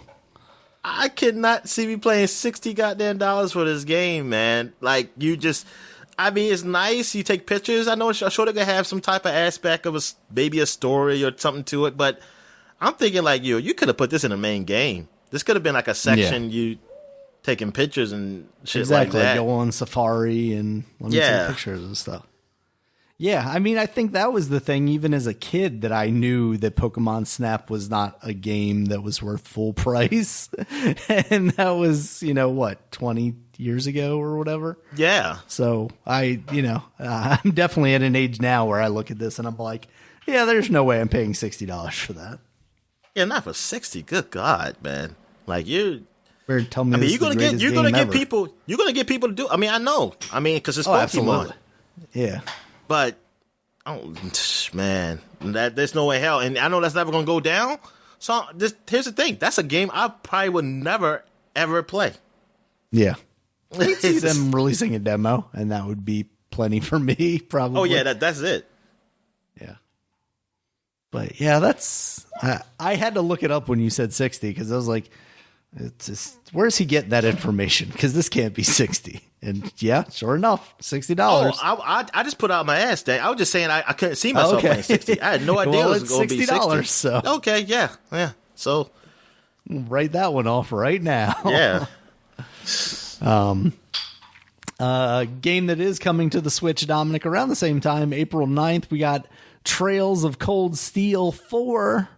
What do you think, Dominic? Still just trying to keep that on PC so you can continue the story? That's the thing. Until they put down that you can transfer your saves over. I mean, because I probably would have picked up the PS4 version because I probably been so impatient. Like, I just got to go play it. But that's the only reason. Now, there was an option, though. But I don't know it was vice versa. It was like an option on PC where it was like, hey, do you want to transfer over from your PS4? I didn't know how that worked. Like, did you use a USB or something? But I never looked to see some kind of like online Trails account or something. Yeah, or can you do it vice versa though? Can you do transfer PC over to PS4? I never looked it up. So you know what? Maybe it is. I have to look it up to see if you can transfer your saves. But you can't. If you can't, I just feel like you would say that. I feel like they would have said that because you're starting from 3. You started from 3 on the Switch. Wait a minute, did they put it out afterwards, right? 1 and 2, right? Yeah. Didn't that come after 3, 1 and 2? If it did or not. Let's see. The Legend of Heroes, Trails of Cold Steel 1 and 2, Nintendo Switch ports announced from October 29th of 2020. So I don't know that they're out yet. Oh, so they announced. Yeah, okay, so they just announced them. Are scheduled to release in summer 2021. That doesn't make a damn lick of sense. So you put out 3. You're going to get 4. Yep. Before revisit you're the classics. Yeah. So then you're gonna. You're playing backwards. It's like, oh, now I understand why this happened. So now, that is so weird. That is so weird. But anyway, yeah. I mean, anyway, like I said, it should be transferable saves. I feel like they would have said that. That would be announced. Like, hey, if you want to play on Switch and you had it on the other ones on PC, you could transfer your saves over and play it on Switch. Which I would have done that if they would have said that. But I just under the assumption like that's not a thing. Actually, let me look it up right now. Now you can transfer from PlayStation 3 to PlayStation 4 or Vita. I mean, that makes sense. Yeah, that's all I'm really seeing news about. Can't do it from PC to PS4. Only from PS3 or PS Vita. So yeah, you can't do it from that. So maybe I saw, but I ain't played this game on PS4. I saw I was playing PC and it says something like that, like transfer to a PS3. I think it was probably. Oh, weird. Because I don't think it came out on PS4 transfer yet. to the PC, to the PS3, to the PS3, to the PS4. I just want to know, like, if you do to start a new game, do they ask you questions at least? Like, hey, this is the person who you had a closer relationship with. Like the Mass Effect style thing. Yeah. Oh, no. Why is there bikini with cat ears costume that you can get as part of the deluxe edition? Also, why am I surprised at the fact that exists, Dominic? That's how you play the game, isn't it? Wait a minute. Say that again? One of the costumes for the characters as part of the deluxe pre-order is a bikini with cat ears. Oh, yeah. Well, you can put rabbit ears and stuff. Well, I do have it recorded. Like, I was looking at the costumes, and you could have the girls have rabbit ears, or well, actually the boys too. I mean, anybody can have it. But I don't have as long as I can put the boys in bikinis too, then I'm all for it. Oh no, they're probably just in shorts, like shorts and no shirt or something. Yeah, nips free, Dominic. Now we're talking. Let's get this anime started. Man, like I said, listen. You gotta be like a teenage boy or younger or something for. Listen, you know what you're getting into. This is anime. Before you get to that, I can't just see. Listen, I know people say don't judge. Okay, I'm not judging, but I am going to because I'm human. But it's just weird. It's not saying grown as man, like saying I'm gonna put these little girls in bikinis and we're just gonna run around and go on an adventure. Yeah. I mean, you got to go all the way back though, Dominic. There's developers that are like, we're gonna put these little girls in bikinis. But that's the thing. You gotta look at this grown ass. Like I think somebody even said this. Like you gotta think somebody created this. They ain't little kids. they ain't little kids who created this. Maybe we should investigate these people, Dominic. I don't think you want to, because you're gonna see things you can't unsee. Oh no. I'm not going that deep into the web, I can tell you that much. All right. So what else we got here, Dan? All right, Dominic. So we talked about it last week, the speculation about the Nintendo Direct. And sure enough, we did get a Nintendo Direct. Unfortunately, it did not include any of the things that we discussed last week. There was no Switch Pro announcement this week. There's a lot of stuff. Doesn't mean it's not going to happen, Daniel. That just means it could be later. I mean, a lot of those things that we talked about are not things that I don't think exist necessarily. Now, Fallout New Vegas, I don't, but that's one that we even talked about last week. Like, this one sticks out as a Thor thumb. Wow, now I can't even say it right when I try. And like a Thor's thumb. Yes, Thor's thumb. A sore thumb as something that just seems oddball. But yeah, I mean, you know, I still have very little doubt that a lot of what they said is true. And that's why it's so easy to look at that list and go, oh yeah, I could see this happening, because, you know, they sprinkle in the crazy ones with, you know, mostly real stuff. But what we did get, we got a Nintendo Direct that was mostly about Mario 3D World, plus Bowser's furries. I know, it's Furies. I need to be furries. They need to be furries. Yes. And they also announced that they're putting out a new colorway for the Nintendo Switch, which is going to be a red and blue one, a Mario style. It looks pretty good. I like the look of it. It's got like a blue controller grip, and then your Joy-Cons are red, and then the system's red, and then it comes with like look nice. A pack, carrying case kind of thing. But I would advise people to not get this, I mean, unless you're just like a collector. And wait till the Switch Pro's announce. Yep. Yeah, so this is coming out February 12th, just in time for you to pick it up and then be disappointed a couple of months later when the Switch Pro comes out. That's what I'm saying. That's why they didn't say nothing about Switch Pro, because they got to sell this thing. They got to sell this. Exactly. So then they're going to announce like, hey, new Switch. Yep. Yeah, so that looks good, but yeah, we didn't get any of that wonderful stuff that we talked about last week. So that's unfortunate. They should call it a Super Switch, like Super Nintendo, Super Switch. Yes, please. They need to go back to the Super moniker. Put Super in front of everything every game that they have. That's Super what I want. Super Mario Odyssey. Exactly. Come on now. That's nostalgia pumped right into my veins right there, Dominic. Super Breath of the Wild. Okay, now it doesn't work. I don't like it. Legend of Zelda Super Breath of the Wild. Super Splatoon 2. Now I'm back on board. I thought you were going to say Super Smash Brothers. Wait a second. Yes. Super Smash Brothers. Yeah. Yeah. So we'll see how that stuff goes. In some next gen console talk, Dominic, we got a upgrade for Star Wars Jedi Fallen Order. That's going to have an upgrade that allows for 60 frames per second performance on the Series S and PS5, and an option on the Series X of a performance mode, which will get you 60 at a 1440p, well, 1080 to 1440p. It's dynamic resolution stuff.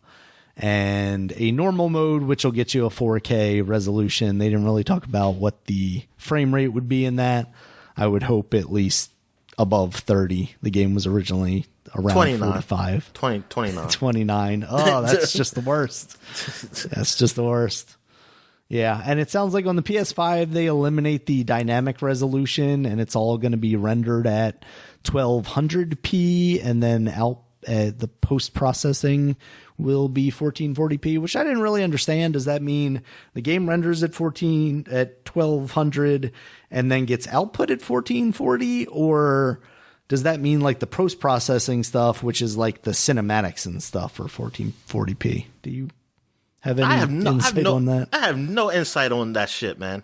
Like I don't know what the hell this is. I was looking at it, and like every website I looked for just copied and pasted what the press release said about this stuff, and I'm like, does anybody know what that actually means? Because I sure don't. No, they want to confuse us, Dominic. They don't want us to know that none of this is actually 4K. I mean, shit, they're not even trying to hide that fact. Like, this is 1440p when the PlayStation doesn't even output 1440p. So I don't know. what's going on with any of this stuff. Like, what happens if I hook a PlayStation 5 up to my 1440p monitor? Does it just not look as good as I would hope it to because it doesn't output at that resolution? So it's like scaling up to 4K, but like that doesn't work exactly. So it's a little blurrier than it should be. Or does it just go, sorry, it doesn't output in this resolution. I can't do anything with this as a monitor whatsoever. Maybe Digital Foundries has done something. I feel like they must have. I just haven't looked. Wait a minute. So it's out. When did this update release? It's out now. Yeah. It came kind of on the heels of this other news that we've got here that Lucasfilm Games is now a thing. That's the new imprint that it's not quite LucasArts, but it's like the licensing portion of that. So like, yes, now all films that are under the Lucas brands like Indiana Jones and Star Wars are going to be negotiated through the Lucasfilm Games and Red Tails. Yes. You find me a Red Tails game, Dominic, that's actually licensed from Lucas, and I'll buy you a sandwich or something. I'll buy you lunch. What else Lucas did? Oh, The Land Before Time, right? American Graffiti. No, okay. Yeah, he did do. They were somehow Spielberg related, directed right? it, and I think his company did something with it. I'm about to put Land Before Steven Spielberg. Okay, man. Let's see. Yeah, Lucasfilm. It was Amazing. Lucasfilm, Amblin Entertainment. Yeah, Steven Spielberg stuff. Yeah. Yeah, they should make some Land Before Time games. Land Before Time. You know what? Let me look it up. It's on Peacock. Oh, really? Yeah. Of course. So I was going to say Disney's going to get that shit next. That's going to be like one of those new releases. Is it on free Peacock? That's what I need. Yeah, it's free Peacock. Okay. As long as I can watch it for free. Now I know how I'm spending my weekend. I'm got to show my daughter Land Before Time, watch her cry. Yeah, and watch, how many are there? 14, 16, something like that. Way too many, Dominic.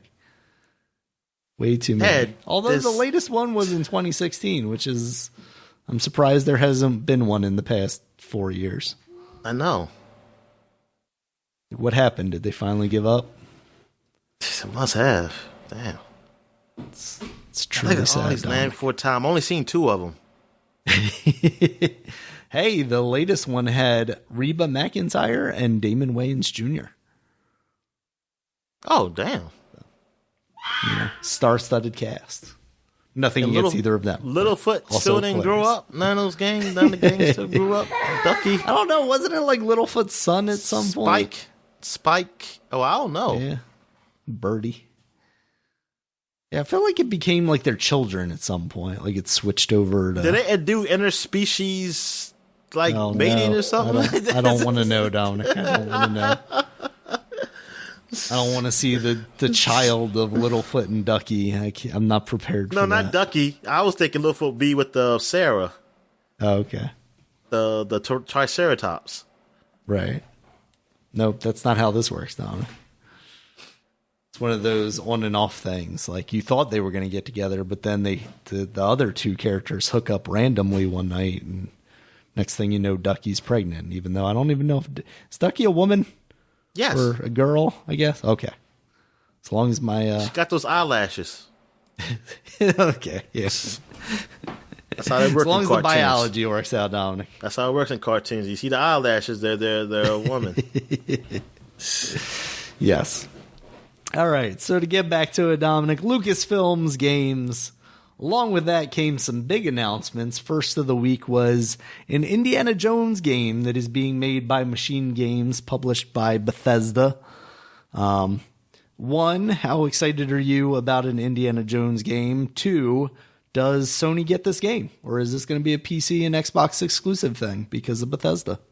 I'm pretty excited. I mean, I'm excited because it's coming from Bethesda, so I'm interested in what they'll do. Well, especially Machine Games, the Wolfenstein people. Yeah, Wolfenstein. Yeah, I'm curious what what kind of game will it be? Will it be will they do their third person game, or will it be first person? I don't know. But I hope it's a third person action game with whipping mechanics. Yeah, exactly. And it's just, I mean, I like their game, so it'll be really interesting to see what they do with that franchise. Mm-hmm. So yeah, I am excited for it. And second, I don't know. Like, I really don't know. I don't know. I would, like, it's so easy. Like, I like what people say. It's so easy. If there was Sony who had it, you know it's going to be exclusive. But with Microsoft, you don't know we still don't know how they're going to do this Bethesda deal. Like, are they still going to just have their games everywhere on all the systems? Yeah. And I wonder if Disney's big enough to pressure them and be like, "Hey, look, you can get this deal, but it has to release everywhere." Yeah. Yeah, exactly. What's under their contract, like, to say that? Also, I want to say about this Lucasfilm, because unless you want to go into it, you can actually go into it first, and I'll get to it. Okay. About them starting, like, saying like they're branding. Go ahead. Okay. Yeah. So the other big thing that they're doing is an open world game with Ubisoft, which is being, a lot of people said instantly, like, oh, Assassin's Creed with Star Wars, like, fuck yeah. But apparently it's being worked on by Massive Entertainment, who are the ones that did The Division. Okay. So less excited for me. I know, it scares me that they could turn this into a live service type thing. I guess that is scary. I guess so. I don't know. I'm still very curious about it. Like, I'm not. Oh yeah, absolutely. I'm very curious. I don't know. I'm not. I mean, I'm for some reason I'm more optimistic about it than just thinking like, oh, it's gonna be a live service. Like, even if it's somewhat like Division, because I like the Division. Yeah, excuse me. No, the Division games are good games. Absolutely. Yeah, I just the setting, I knew it was a little boring, because I do like them, but the setting is too generic. I mean, and it's just doesn't keep my interest. I know it doesn't feel like keep my interest enough. Like, I have to be playing with friends with that game. But I just figure, like, if it is the Division with the Star Wars setting, I think I'd be more inclined to play that. Just because of the Star Wars setting. Play as a bounty hunter. Yeah, but I don't know what kind of game it will be. Yeah, I have no idea what type of game it would be. I don't know if it'd just be Division with Star Wars. But yeah, I'm intrigued by this. And plus I'm intrigued because now I'm seeing other studios have this brand. It's like, this is what we talked about. What we want is that Star Wars not to be absolutely just with one studio, which is EA, to be with multiple studios, to be able to have take part in that brand, to give their ideas on a game and have different type of games. Yeah, because we know EA has squandered it over these years that we've had. They've had it for so many years, and we've gotten, 2 Battlefront games, the Rogue Squadron game, and Jedi Fallen Order, basically. That's and we're not counting the phone games and stuff. We're not even talking about those. Re-release of Pod Racer. we got release of Pod Racer. What else came on consoles? Nothing else. I mean, I guess you know what? I was thinking about that contract. I guess Lego was not, that exclusive deal was just for that. Lego was a separate deal, I guess, because they still came out with a game. I mean, yeah, you would have to. I think as Disney, you would have to be kind of silly to eliminate the Lego games, right? Yeah, they seem like they're pretty good money makers. Lego has only done one game since their new films. I mean, they got the big one coming out, which is supposed to be coming out this year. Which, we thought it was going to come out last year, but things happen. So, but yeah, so it's good. Yeah, and plus you get more. You might see more games, because if there's other studios, it's not going to be a long period of like, oh, nothing's out. And then EA's not going to put games out to compete with it. Well, they usually don't. At least the Star Wars games, they didn't. Not put games out to compete with itself. So it's not going to put out like, hey, that because we got yeah, they got Star Wars brand, but they're going to space it out because they're going to want to sell it, and they space it out with the years. While if you have it in multiple studios, you're going to probably have a few Star Wars game a year. So yeah, and different styles too. Yeah, like we can exactly. get a cartoon, well, not a cartoony, an arcadey space shooter. We can get an action platformer. We can get a first-person shooter. Yeah, and hopefully this opens up to the LucasArts brands that have been in gaming too, not just the movie. I know it's the Lucasfilms, but and some of the stuff they did sell off. But I think they still have Monkey Island. I don't know if they sold that off yet. I know they were asking about it. I know the guy was asking about it. The guy, one of the creators, say, "Hey, Disney, something about give it away." This is some years ago. I forgot the exact words he said, honestly, but I know it was a mention. Yeah, because it was around the same time as Tim Schafer getting a lot of that stuff back, right? Yeah. So I'm hoping that they can let, or if they're going to keep it, if they're not going to sell it off, they keep it, that they get somebody to work on it.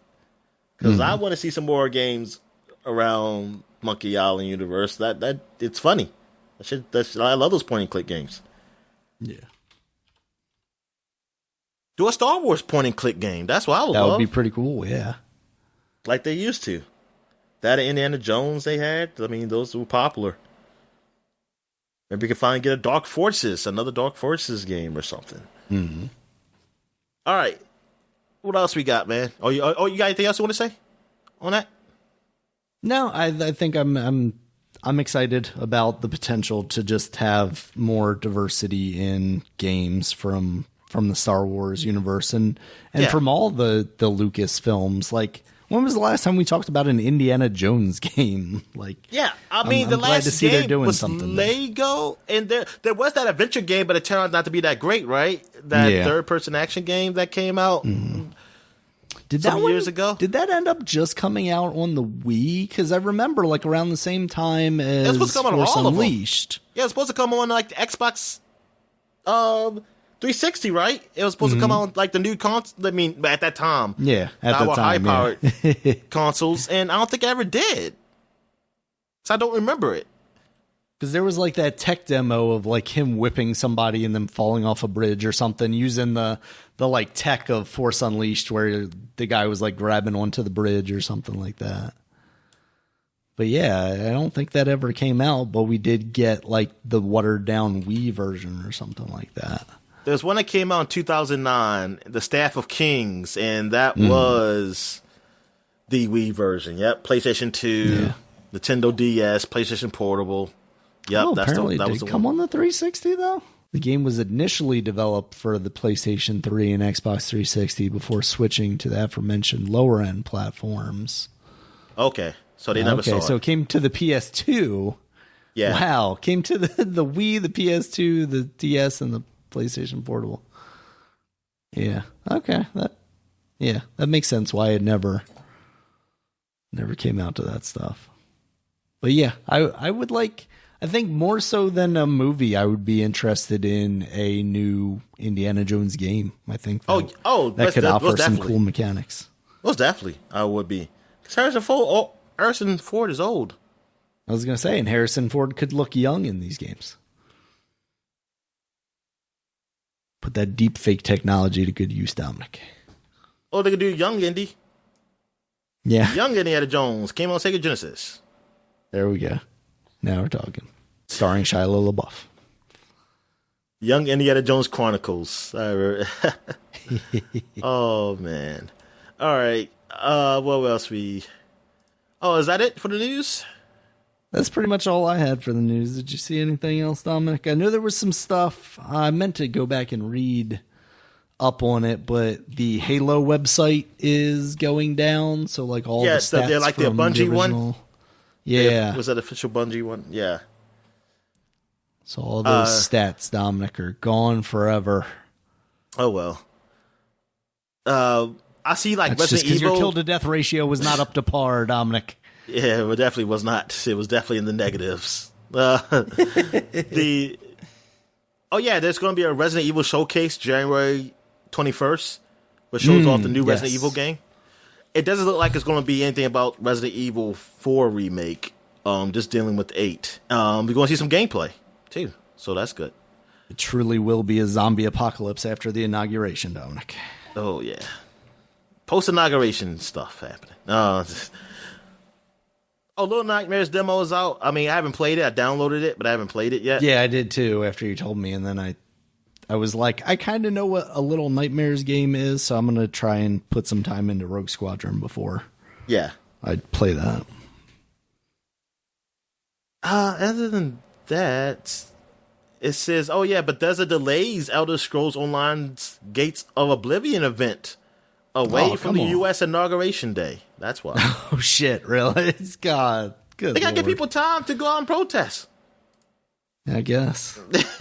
I think that's it. Dan, I don't see anything else. Oh, I saw the Returnal trailer. They have a new trailer out there for Returnal. Oh, really? Okay. The PlayStation 5 console exclusive. I think it's coming on PC also though.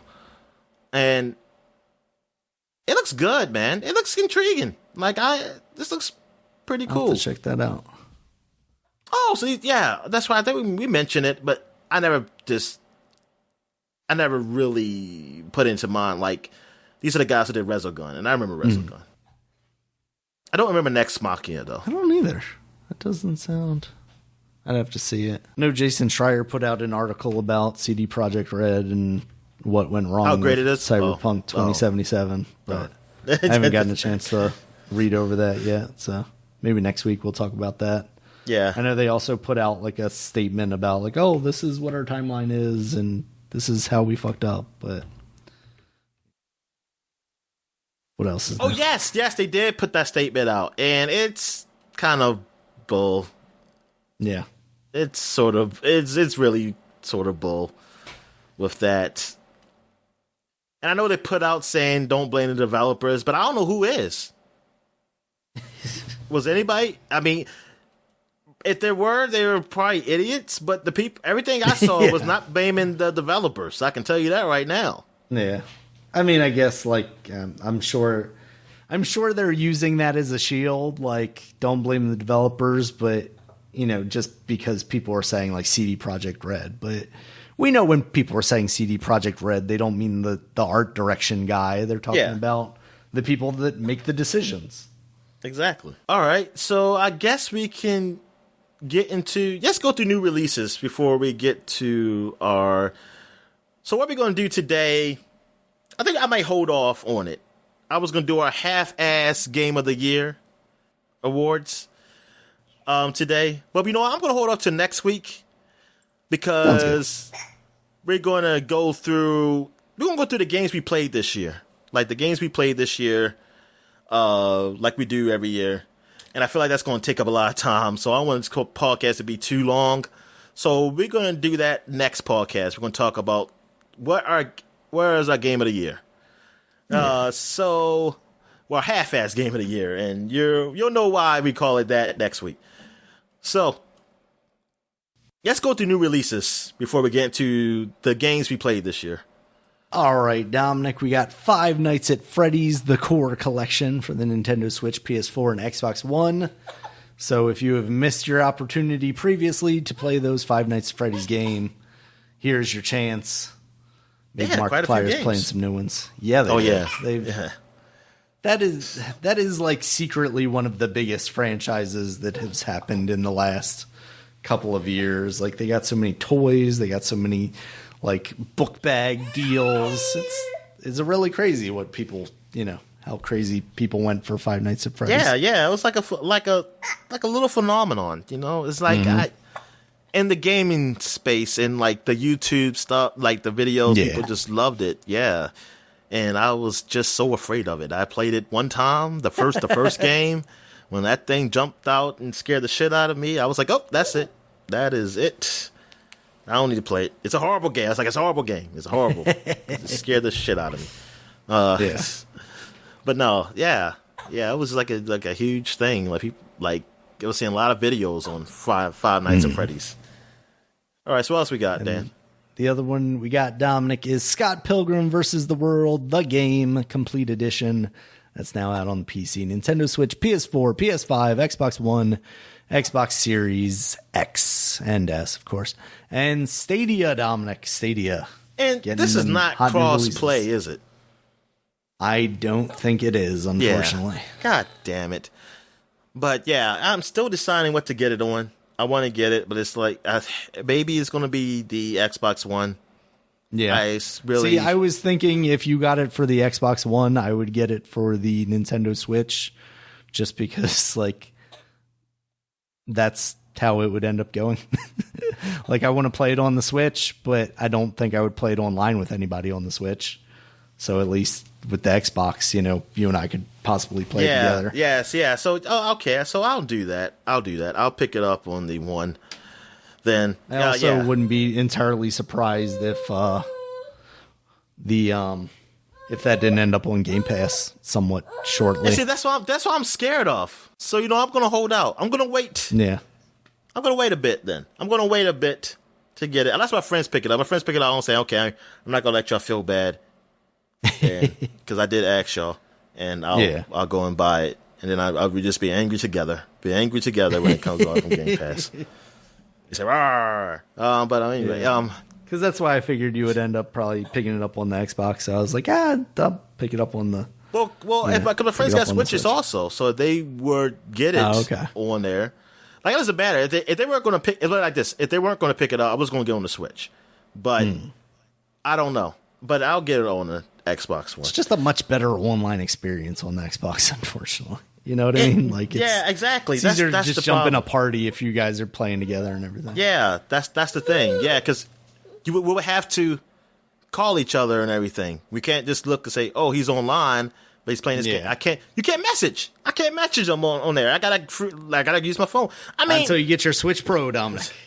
I mean, I know you can just use phones. I know that. But it's just easier when you can just send an invite. Bam, hey, play with me. Come on, let's go. And jump in the party. Let's go. It just keeps things simple. You know, I don't have to go through all that. And that's it. No, that's all that came out. Nothing else. Yep. Yeah, that's pretty much it. Nothing of anything note, worth talking about. All right. So, I guess we can get through. So now, we're going to go basically almost a year in review of, like, our personal games. The games we played this year. Doesn't matter if they came out this year or not. But we played them. Like, we played them for the first time this year and tried them out. Or we tried them. Like, I got games that I played that I really played a lot of. But then I got games I say, hey, I tried it and I didn't like it. Or I tried it and I might want to get back into it. But, nah. So, you know, you can start off. You can start off with some of the games on your list. Like, how many games you got? I've got around 20 or so. Okay, so I guess you can go through, like, what? Like, you want to go through, like, 5 and then stop and I go through some? Sure. Or okay, let's do that. Yeah, I can do that. All right. This first one, actually, I think I might have started in 2019, but I was still playing at the beginning of the year. I'm kind of doing mine just, you know, based on, you know, from beginning of the year to the end of the year. Yeah. Yooka-Laylee and the Impossible Lair. I completed that this past year.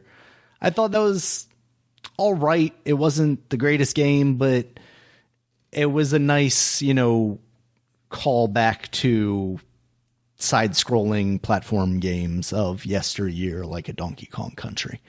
I thought they did a good job with that, even though that last level, the Impossible Lair, is a pain in the ass and a little too much. I was able to finally get through it, and overall, I think that's a pretty good experience. Also played Resident Evil 2 this year, which I had almost completely forgotten about it being this year. It felt so long ago, but it kind of was because it was, you know, the very beginning of 2020. Before you played the it when pandemic. Resident Evil 3. Exactly. Or right before Resident Evil 3 came out. Yep. And I was having a lot of fun with that. I guess I just got sidetracked with something else. I don't know. Pandemic happened. I'll blame COVID for not finishing that game. Cause I did like it. And I don't know. I don't even think I got stuck anywhere. I think something else just came along and I started playing that instead. And it's okay. You say never you're really kind of got back to it. I say it all the time. I mean, it might have been that too. Mr. X, man, that shit was fucking me up for a while there.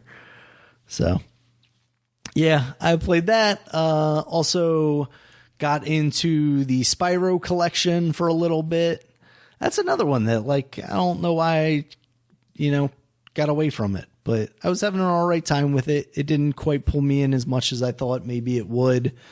Because I thought maybe it would have like the Ratchet and Clank effect on me, where like once I started playing that PS3 version of Ratchet and Clank, I was like hooked in until I got to the end. Oh yeah, I should say that if you get to a game that we both play, we might as well talk. Spiral is one of those games. Actually, you just reminded me. I didn't have it on my list. I tried it a bit. I didn't play much of it though. I didn't play much of it.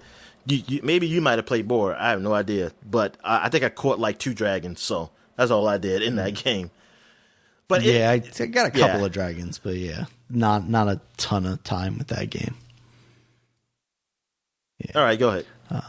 Also played, and I think I'd maybe touched this a little bit previous to this past year, but Celeste, I got more into it this past year.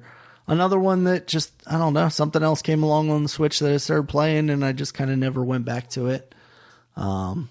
But that's a good game that I do need to get back to at some point, because it's I didn't start playing fun. that to this year. I think I tried it. No, I tried it like a little tiny bit last year, but I didn't play, because I actually completed some stages this year. Yeah. Like 2021. Because, I was trying to get the achievements. Well, actually, no. Technically, it was last year, right? Yeah, that was before New Year's, because I was trying to get the achievements. Yeah.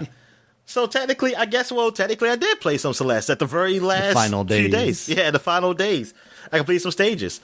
Yeah, I mean, I'll get back into that game later if I want to beat the guy in achievements again. But speaking of that, guess this man has 3,000 something achievement points. I just looked up there. This is ridiculous, Daniel. It's ridiculous. It's like I kind of want to beat him just now, just to say, look at that. You put all that time on achievement, I still beat your ass.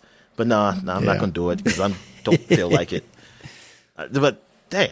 But yeah, so that's a fun game. It is very it's a difficult game. It's a challenging game, I should say. But they have a lot of accessibility options that can make it pretty easy. Like, and plus, you can just start over, right from the stage. So if you mess up, bam, you can try it again. I mean, it'll take time, but you can figure it out. I know you can figure out how to get past some of those stages, and then you feel so great doing it.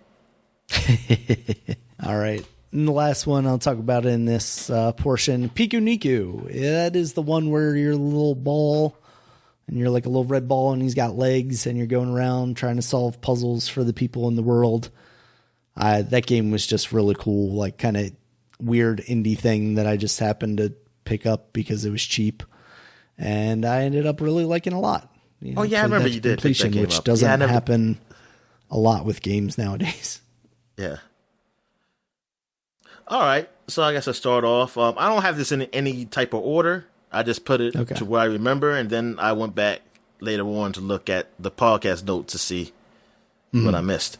So the Trail series on the Vita, I played that, of course, and they are pretty good games, and you don't have to play them to really get into the story, but it does help. Like, it gives you an idea of the other stuff that's going around the world and how things are connected. Like, you hear these stories in Cold Steel, and then you're like, oh, so that's why that happened. While you might have read it in Cold Steel of it happening like a newspaper, you're actually living it while playing in the Crossbell series, I should call it. I'm going to call it the Crossbell series because that's the city you're in. Oh, okay. So it's a cool perspective to see how the Crossbell citizens are interacting during this time period in that universe. And and then you see the mechanics of that game of why so you see where Cold Steel gets a lot of their inspiration as far as combat from. It's not just from Trails in the Sky. I mean, Trails in the Sky starts it off, and then you see how it evolves. Because then it Trails in the Sky, then it's the Crossbell series, then it's Cold Steel, and you see how the evolution of how the combat got to be where it is. I think the combat is pretty good. The story was all right. it was okay. It dragged on a little bit, but yeah, I mean, like I said, for Japanese anime-like game, or JRPG, it's a pretty good story. I think it's one the better stories out there in that genre. And it's a great series, and now I'm just hoping to complete the whole series. Hopefully I'll complete the whole series this year with the Cold Steel. What else have I played? I played Trails in the Sky again. I played that again, but that's not the first time I played it, so I actually shouldn't have had that up here. A Ring Fit. Played that for the first time this year. And you got it for me. Appreciate it. And yeah, have fun with that. I actually got some, like I said, I got some video of that. I recorded of me playing. You won't see me. You just see the video of the character. See sweatbands. Nah, just fucking Richard Simmons it out. Yeah. But yeah, Ring Fit is a fun game. It's a fun way of exercising and having an adventure and the mini games. It's a cool way of incorporating all that stuff in video game form. And what I like better than that, than Wii Fit, what I like about Ring Fit better than Wii Fit is that with Wii Fit, you had the board, so you always had, most of the time you're using that board, so you're constrained to that area. And what makes it better than the Kinect in this exercise is that you need a big open area for that, Well, with the Ring Fit, you need an area, but not so huge though. And all you need is the ring, and because it's just monitoring your body. So you don't need a huge area to do this. You can have a more closed off area, and still be able to work with it. And they still can monitor you because the sensor is the controllers, not a camera trying to follow you. So that's what makes it really good. Also, I played Neon Abyss for the first time. Well, it came out this year. I mean, it came out last year. So Neon Abyss, the roguelike game shooter. And I'm not really into roguelike games. The only other one I ever played was Dead Cells, which was one of the best ones that people tell me.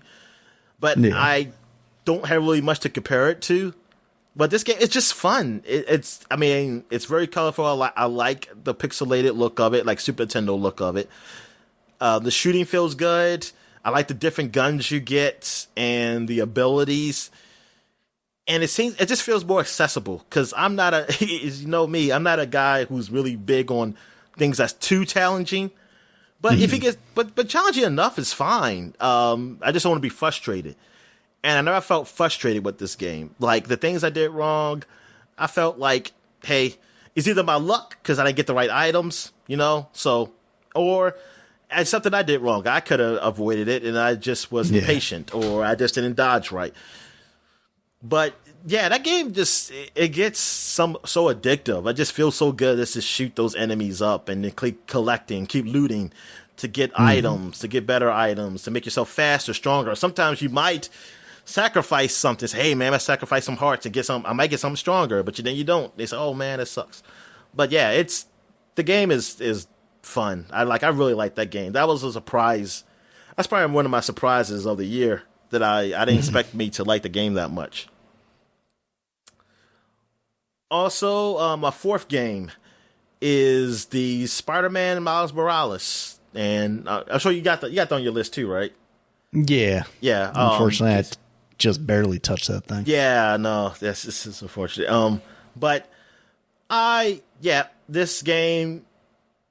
This is a pretty damn good game. Like, I was critical of it before it came out about like, hey, this is not a full game. Is it even worth this price? Yeah. Maybe I'm gonna say maybe it is. I think they've done a really good job. Now I haven't beaten it. Yeah, I think I'm close, and it is shorter than the original game. But I feel like it is a decent game here. It's like it's a decent game here. It's a good. I don't feel like it's too short. Like I don't feel like it's not enough. Like they didn't do enough for this game. Put it like that. The story is great. I do love how they incorporate his culture as far as like Puerto Rican, and then he's African American, a New Yorker, a urban New Yorker. Basically, it feels authentic. It feels like an authentic type of character. At least in that aspect. I mean, I guess you can. The only thing, which I always say about Spider-Man, because as much as they say like Spider-Man feels real, because I like that Spider-Man is like he goes through stuff like bills and stuff like that and paying for things. But then I always say the man's a genius too, though. That not everybody's a fucking genius. Like, it's one thing to be smart. You see, one thing they say you smart. Smart is different. Like, smart can be anything, but he ain't smart. He's a genius. That's genius level. So that's not an everyman thing. I was like, that's not everyman. But that's how I feel about Miles. Miles, I feel like he's more on the genius level than just being a smart dude. Which is it's not a problem, but it's like, hey, that's what keeps him out the normal part of it. Besides being a Spider-Man. Like, say, hey, man, this man can do shit that a lot of people can't. Like, a lot of people can't do. Besides just having superpowers. Take superpowers out. This dude is incredible. But it's a great story. It's a great story. They got what I played so far, and which I'm close to the end, so I played majority of the game. I played like 70 to 80% of the game. And it's a good game. Like, Insomniac's still doing a great game with the franchise, which I'm looking forward to whatever the next chapter they do with the Spider-Man universe. Like, this is a good sub story. This is a great sub story. Like, this is a great game. Excuse me, and even like the look. I mean, graphically, still great. Even though I'm only playing on the PS4 version, the basic version, that's just how good that game looks. I mean, they done a very good job on Spider-Man, and they still did a good job with Miles Morales. Absolutely. And what was that? One more 4. That was 4 because I skipped one because one of them I said they weren't supposed to be up there. So my 5th one is going to be Doom Eternal, and nice. Something about Doom Eternal is that I played this game. It's about this game is like it hit me different than the first one did, which like I said, it all depends on the time and place. But great game, great game. I mean, I'm gonna, don't want to speak too much on it yet. No, but yeah, it's a great game. I played this year. It's one of the few games that I played that actually came out this year. Actually, from the list, I actually announced 1, 2, 3. Neon Abyss came out 2020, Miles Morales came out 2020, and Doom Eternal. Yep, and that's probably most of the game. Yeah, and looking at my list of games I played, that's majority of the 2020 games right there. All right, so what else you got? All right, man? So I also have Singularity, which is a super old game. Well, that's a game I can take off. And at a certain point, we were talking about, this is. I'm sorry. I don't have to take it off. That's why I didn't put it up here because I played it before. Yeah. I mean, it's a super old game, and we were gonna do kind of a replay of it, and I think we both just got to a point where it was like, we're not really playing it anymore. There are other things to play. Yeah, there was a lot of other games to play. It was hard. It was hard to get it done. And it was an enjoyable game from what I played. It wasn't like I'm going to stop playing this because it's bad. It just, it got to the point where it was like, it's just not wanting to play this right now. I want to try something else out. And then, something else. Something else leads to something else, which leads to something else. If we ever do like a replay, like an old game or any game, like it takes a dedication. It's like, it's to a point where it's probably better to finish early. Like to probably, if you can set a time and like, you know what, like this day I'm completing this to this chapter. And like, I just have to dedicate myself. Book club, basically. Yeah. It's like, okay, exactly. By, April 2nd, I'm going to have beaten this game, and then we come back and we just talk about that. When I see replay, like on other podcasts or other sites, like the YouTube channel say, hey, we did a replay, we're going to do a replay of this, and like basically like you say, the version of book club, like video game club, I don't know what you call it. But like they have a time, and I'm thinking like, damn, man, I don't got enough time to do that, man. Jesus fucking Christ. It's like, I don't, but I guess it's like, hey, you just say, look, okay, they set a date, and then you know what's coming, so you just manage your time. Just like a podcast. I mean, a show on YouTube with actual books. They set a date, and then you just set your time of, hey, I'm going to focus on reading. That's what I usually do. Yeah. That's just the hard part. It's just finding to set the time. All right. So what else we got, man? All right. Also got Fall Guys, Dominic. It's hard to believe that came out last year also, because it feels like it was so long ago. I mean, it's been almost a year at this point. It came out in February last year. And that was a game for a while there I was super big into, just, turning on, playing a couple of rounds and, going on. And then the season 2 stuff came out, which looked cool, but I never even dipped into that. And now we're into season 3 and I haven't touched that either. Like there's some Doom skins in there now, which look pretty cool, but yeah, I saw that. I mean, part of it is right now, like, and that's part of why, like, I haven't gotten back into Miles Morales really, is my PlayStation is just currently unplugged and I haven't gone to the effort of plugging it back in, partially because, like, hooking it up to my monitor, then I have to, like, figure out a different way to get sound because the sound doesn't come through my monitor, but plugging it into my capture card, like, then playing the game through, like, the preview window or whatever, I realized was not as good of an experience, because that's how I played a lot of Spider-Man. The original one when it came out was through that. And then I think after the fact, I hooked it up through my monitor just to see. And I was like, oh shit, there was like more lag than I realized. And it wasn't like unplayable lag. Like it didn't affect me too much, but it was noticeable. And now I'm like, I don't want to play it like that, but I don't want to do this. And I don't want to, move my PlayStation out into the living room or whatever, because then I'm never going to play it. Even though playing Rogue Squadron this morning, I was like, because we have the living room like fenced off now and just everything is like her play area, basically, like probably playing in there is probably my best bet, more so than being at the computer and having her in her little like playpen area, because it's just not big enough for her to stay happy with, pretty much. And also it's behind my computer, like my computer's facing the wall, so she's behind me as opposed to in the living room. She would be in front of me. Granted, it's still a problem with me being blind to shit, so I have to like sit closer to my television to get kind of the full experience. I don't know, Dominic. At this point, I'm just rambling, but yeah, Fall Guys. Good stuff. Another one, and I'm probably gonna stop after 3 this round because I'm starting to already run out of some games.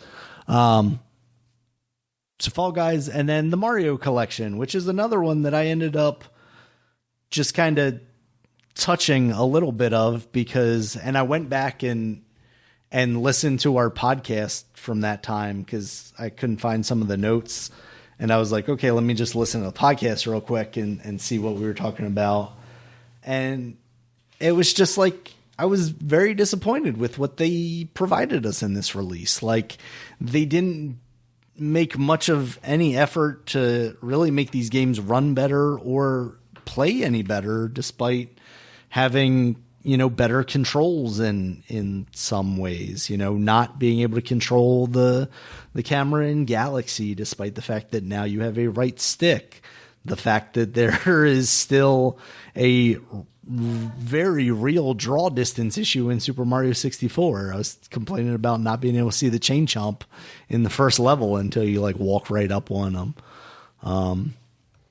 I had a lot of hope, even though I kind of knew what I was buying into when I bought the thing. I'm not going to sit here and act like Nintendo lied to me. Also, I know what Nintendo does at this point in my life. But yeah, I was very disappointed after getting kind of a taste of each of those games and then going, oh, yeah, these are the games that I played already and not really improved in much of any way. So, yeah. Yeah, I didn't really touch much on it, but I agree with you that it is a disappointment. Like, you expect some type of at this point improvements, like to make not just a little up-res because it's on a new system, but I ain't gonna say like a total remake, but man, you gotta do something more. Like just adding like, hey, you can listen to the music and things of that nature. I mean, that's nice, but you could do more to this. Like these are just re-release. Especially if you're just gonna re-release a game, like give me something else then. Do what you did for your Super Nintendo catalog that you did for the Switch online and Nintendo catalog, where I can like pause and rewind and save state. Let me do all that shit then. If you're just going to give me a re-release, like give me something, like get some accessibility options. Like let me go like do something like that. But if you're not going to do that, then you can at least put some work on it. Like you sold the game for how much? You sold the game for? Was it $60, right? I don't think it was 60. Oh, 50? Was it 40? Oh, it's 50? Maybe it was 50. Let's super. I know it's going to be 60, and then I'm just going to be mad at myself, Dominic. Let's see. So I mean, but it's like you gotta. Come on, man. You can at least make it like look really sharp. I mean, look at what these people done on these emulators. Yeah, it was 60. Yeah, of course it was. Look, paid $60 for that, Dominic. $60. But look what they did with these emulators, you know. And I'm thinking like you can at least do that, like make these games look That's so the sharp, frustrating thing, something, right? Like, yeah.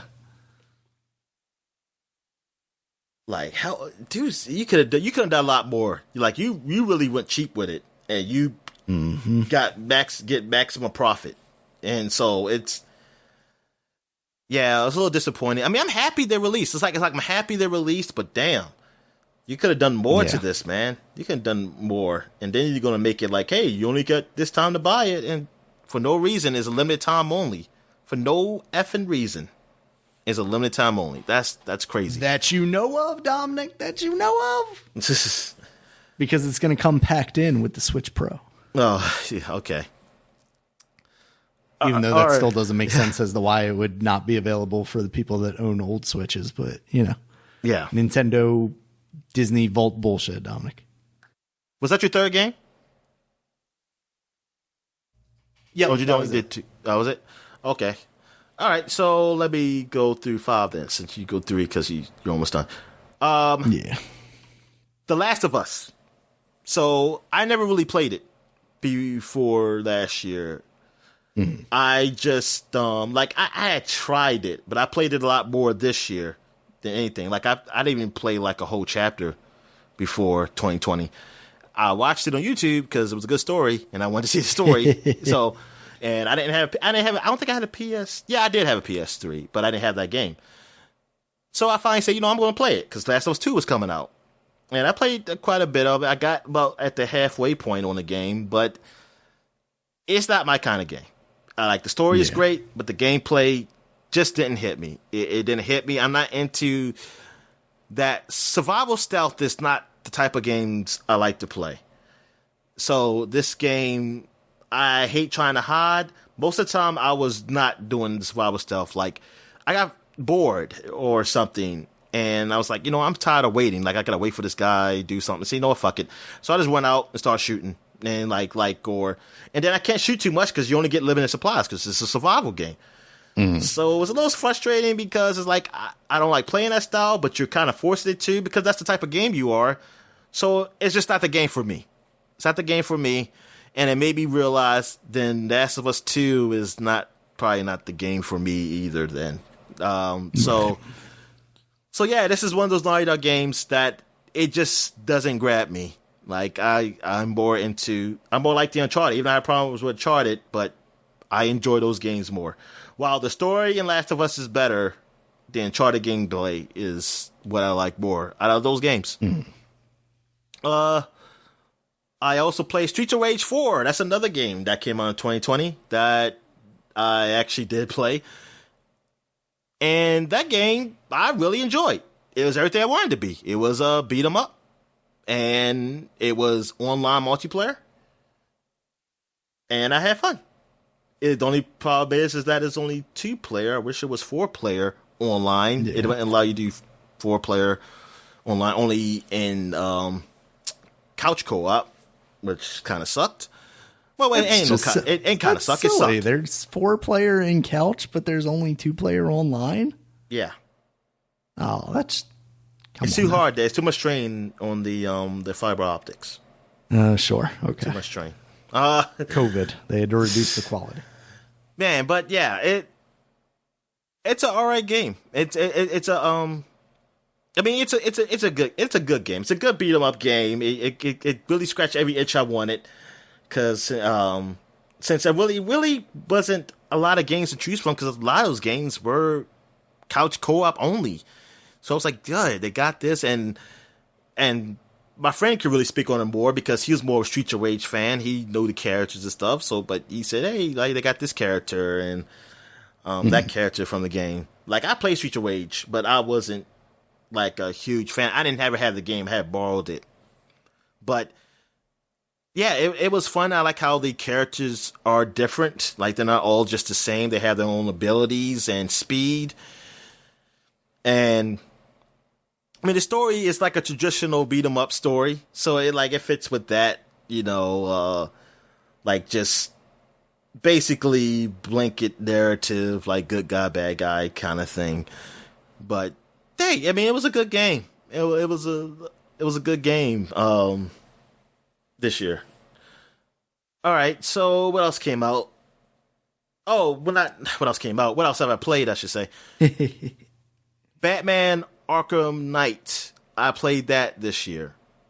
Now, I played it in previous years, but I just never completed it. I completed it this year. So, and that game is a good game. I don't like the driving. That was the downside. You do a lot of that.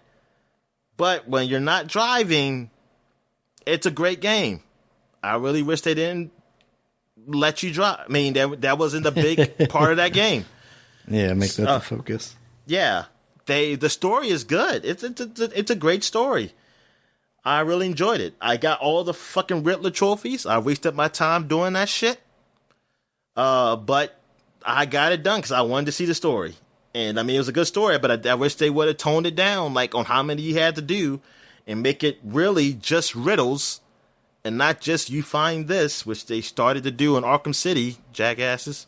But yeah, it's a good game. I mean, I'll see why people liked it, because I was like, man, I mean, I just didn't get around to playing it. I got around to playing it, and when I played a little bit with the card, I was like, oh, it's just frustrating. But I focused. I focused on getting past those races to do everything in that game, and I did. I did majority of everything, like everything that was really important to like seeing some type of story. And it is a great game. The whole overall series is great. The best of the series is Arkham City, I would say. Even though my personal favorite is still the first one, but the best one is Arkham City between all three of them. Not counting Origins. I mean, nothing against Origins. It's just I haven't played that. I haven't beaten that one. And plus, that's the darn. What's their name? Who made that game? Not Rocksteady. Rocksteady. Who? No. I mean, who? I mean, I know it's like not Rocksteady, but who made Arkham Origins? It was Ubisoft Montreal, I think, right? Yeah. Okay. Ubisoft? You mean WB or Warner Brothers Montreal? Something Montreal. Yeah. It's still a good game, and it is kind of cool how to end the story. Only thing I say is that I don't like how Scarecrow is too much like Hugo Strange, which I'm surprised more people ain't mentioning. Only a few people I've seen mention that like Scarecrow sounds just like Hugo Strange. Yeah, it made Scarecrow like very diabolical, like he was like a real ultimate villain. Which I mean, he is a big villain, but I'm like, man, I don't know. Yeah. Compared to what he went through at Arkham Asylum, the first game, I'm like, come on, man. I don't know. Especially after Hugo Strange, it's like you could have done something. You could have done better. Something more distinctive. All right. So, what else we got here? How many I do? 3. So, Mortal Kombat 11. You bought that this year, right? I mean, well, last year? I didn't. I think it was 29. I don't remember. I had it on my list, but then I was thinking maybe I didn't buy it this year. But yeah, I think I did buy it this year at the beginning of the year. Yeah, I was about to say I could have sworn you bought it. Yeah, I think you bought it last. Yeah, because I didn't get it until it was cheaper. So and it launched in 2019. So and then it came out. And then it came out with the Ultimate Edition a couple months later. Yeah, exactly. So yes, Mortal Kombat 11. First time I played it, and dog, you know what? I don't remember Dan now. I don't remember. Oh, at least it was end of last. I feel like it. No, I don't feel like I played it at the end of the year. I feel like I played it during the middle. It had to be 2020. Let's see. Trying to see if it tells me in Steam when I bought it.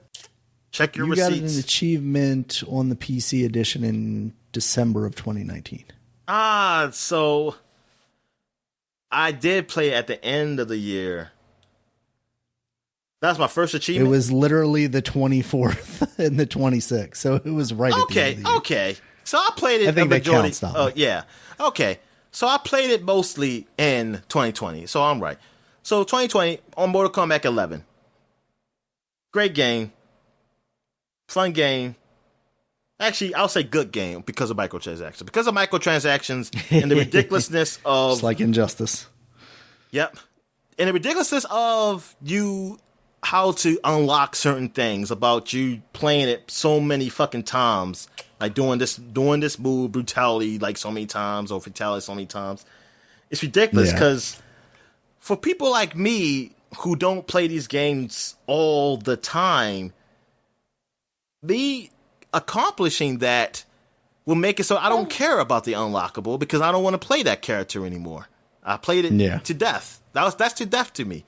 Like just because it's the same in Injustice. One time I was looking at them, what you have to do to accomplish certain things. I'm thinking like, this is ridiculous.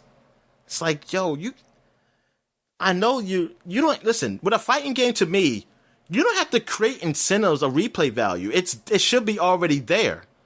It's a fighting game.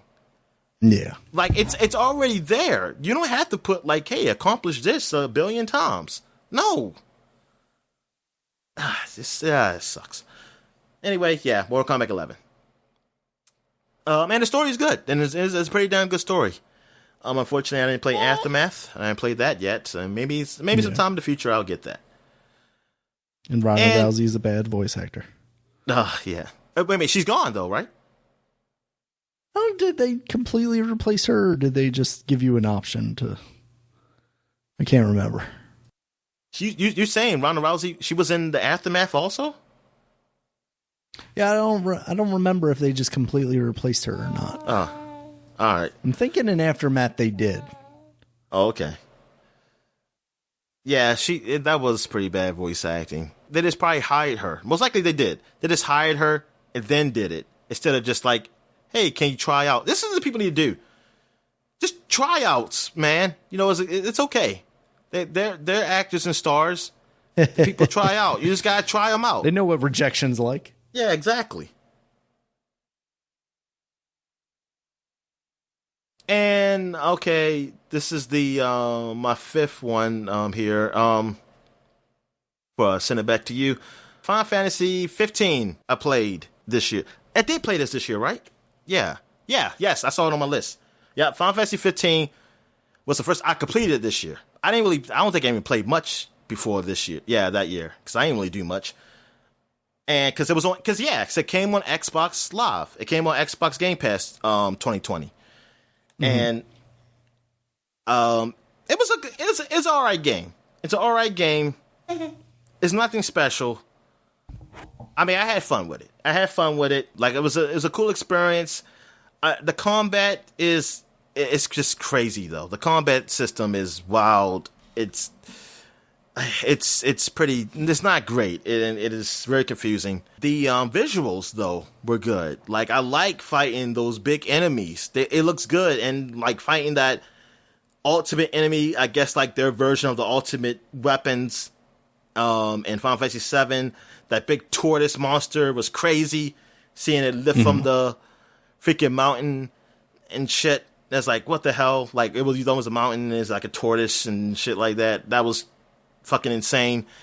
Yeah, visually that game looks good. But it's an okay game. It got weird when it got to like the horror level in chapter 13, turned to a horror game. It's like, what the fuck? Yeah. What's going on here? So yeah, I didn't know what kind. It's like what game I was playing. You warned me about here. this part. Yeah, exactly. But yeah, it's an okay game. It's an okay Final Fantasy. It's better than 13. That's all I can really say. It's better than 13. But it seems like the direction of Final Fantasy is going. That's why I'm not too excited about 16. Like them saying, eventually I'll get a PS5. But that's not like something I'm really excited for. Like, hey, like we're going to be exclusive on PS5. That's not something I want to get jealous for or something. If they had an Xbox, because I'm like, these games haven't been that great like they used to be known for to me. I think 10 was like the last main story one. That was great. Well, 12. I did like 12, but I think that's when it started going downhill. Even though I enjoyed 12, but after 12, and 12 had its problems, and then I start seeing really the problems, and then it seems that they're continuing. I hope they get better. I hope 16 is a whole lot better. Maybe something I can truly enjoy, but I don't know. All right, so what you got, man? All right, so I got Elliot Quest, which is a game I played on the Nintendo Switch. It's like that side-scrolling, almost reminded me of Kid Icarus, just because it was kind of like the Grecian or Roman style little guy in a what are those things called, toga looking thing. Okay, that was cute. I didn't end up playing it for too long, but I also spent like $1 on it or something like that. I think literally. So I feel like I probably got my money's worth. I wouldn't mind going back to that. I think it was just something that came out. I almost want to say that was a little before the Mario collection, and then that just kind of was like, oh, I shut that. Now it's off my home screen on the Switch, so I don't, I kind of forget about it. So that was a cute little thing.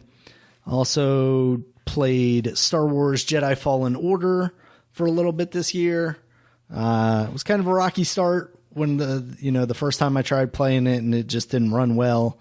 But then getting back into it, doing whatever with my computer, it being odd. I don't know what happened there. I want to say I completed that game 2020, right? I don't think did I complete it in 2019? Yeah, I can't remember. I can't remember either. But I know I played a lot of it though in 2019. I don't know if I completed it. Because that came out in 2019? Yeah. Yeah. So you might have beat that like right at the beginning of the year. Yeah. Yeah, that's a game that I'm excited to get back into. Now that I'm done with Control, I don't know if that's going to be the next thing that I play, but possibly. Because I'm very excited about what I played on that game. Like, I think it's very cool. It has a really good feel to it, really good look to it, and it was giving me, Force Unleashed vibes, which we've talked about before. But that game has a special place in my heart, somewhat undeservingly so, because it's not the best Star Wars game ever, but it just made you feel really cool, or at least for me it did. So yeah, I'm excited to play more of that. And then Genshin Impact. I played a little bit of that when that came out. Okay, so a free-to-play thing that came out and, kind of has some Breath of the Wild vibes to it. I don't think quite as much as people tried to attribute to it initially. I think it's more of its own thing and maybe deservedly or deserves more respect for that, not being just a blatant Breath of the Wild clone, basically. Yeah. Immortals. Yes, exactly. Honestly, that's what I was thinking. Something that does that a little less shamelessly is Immortals. So yeah, I thought that was a really cool thing that, maybe I could see myself getting back into one of these days. Just the fact that it was free was, a big plus for me to be able to give it a try and check it out and see what's going on with it. So, yeah, Genshin Impact. Yeah, it was a surprise. I was surprised. I'm just surprised at like how much I played of it and like didn't really have to feel like, oh man, I'm getting to the part where microtransaction, like I have to do this to actually make it a game. Like it seems like this is a lot of game there without you having to pay money for, which I'm like, where they getting money from? From the whales, Dominic. Yeah, there must be some good whales out there. Yeah, y'all do your job, whales. You do your job to keep me happy, to keep those servers up for when I ever get back into it. Exactly. Keep the game free for me. Yeah. But I don't know. I mean, a game like that, I mean, if it comes to it, I enjoy it, I can see maybe I put some money into it. If it's a game I enjoy. So that's the difference. Or like I can see like, okay, I don't mind paying this. Like, hey, I want this thing, but I want to get a little stronger or level up a little quicker. I pay it. I mean, it's like, okay, because I mean, I played it free all this time. I mean, I don't mind putting like $15, and then there you go. Yeah. But it's not going to be a point where I'm going to keep putting money into it, though. I'm just not that kind of guy. And it'll be impossible because my bank account will be empty before you know it. All right. Yeah. What other games? Was that your third one? That's it for me. Yeah. Oh, okay. All right. So I played Fractured Minds, and I forgot about this game. Like I looked at the list of games I played. I only played this game to get the achievements to beat the guy who I compete with, who I do not even know he knows I'm competing with him. I'm going to assume he knows. Oh, he knows, Dominic. Yeah, he knows. He wouldn't have 30 million points already this month. Yeah, I don't know. That's fucking ridiculous. So I play Fractured Minds. It is a story. Oh, man. I'm trying to remember what it is. I should have looked it up before. But I know it is a indie game by someone created where it deals with, I think, like the mental mind and deals with depression and something. It's like mental health and stuff. Yeah. It deals with mental health. It's a good game. It's a short game. But at the end, I know it's a really good message at the end. I remember that. I remember saying that. And it's actually a game I did enjoy. So I'm kind of glad I tried this game out. That it's like, hey, easy 1,000 points, but this is actually a hidden gem. I would never known about this otherwise if I wasn't trying to get revenge. So that's how I saw this. So yeah. So yeah, Fractured Minds. That was the first time I played that game. Also, An Old Man's Journey, another game I only played because of achievements. Okay. Was deal with the story of a old man who you'll go on this journey, but you'll see, which is a non-narrated story. It's a puzzle game, which you deal with the layouts of the environment for him to move on his path. It looks like he's taking a journey to see his daughter, but you'll get that from his memories. Like, it's non-narrated. It'll just show pictures, and you'll see it. Like, it shows like animations and illustrations like of him in the past, meeting his loved one, his wife, or things of nature, and playing with his daughter. What he's done when he was younger, and you see how that story goes on, and like he stories of him remembering while he's going on his journey. And it's a nice tale.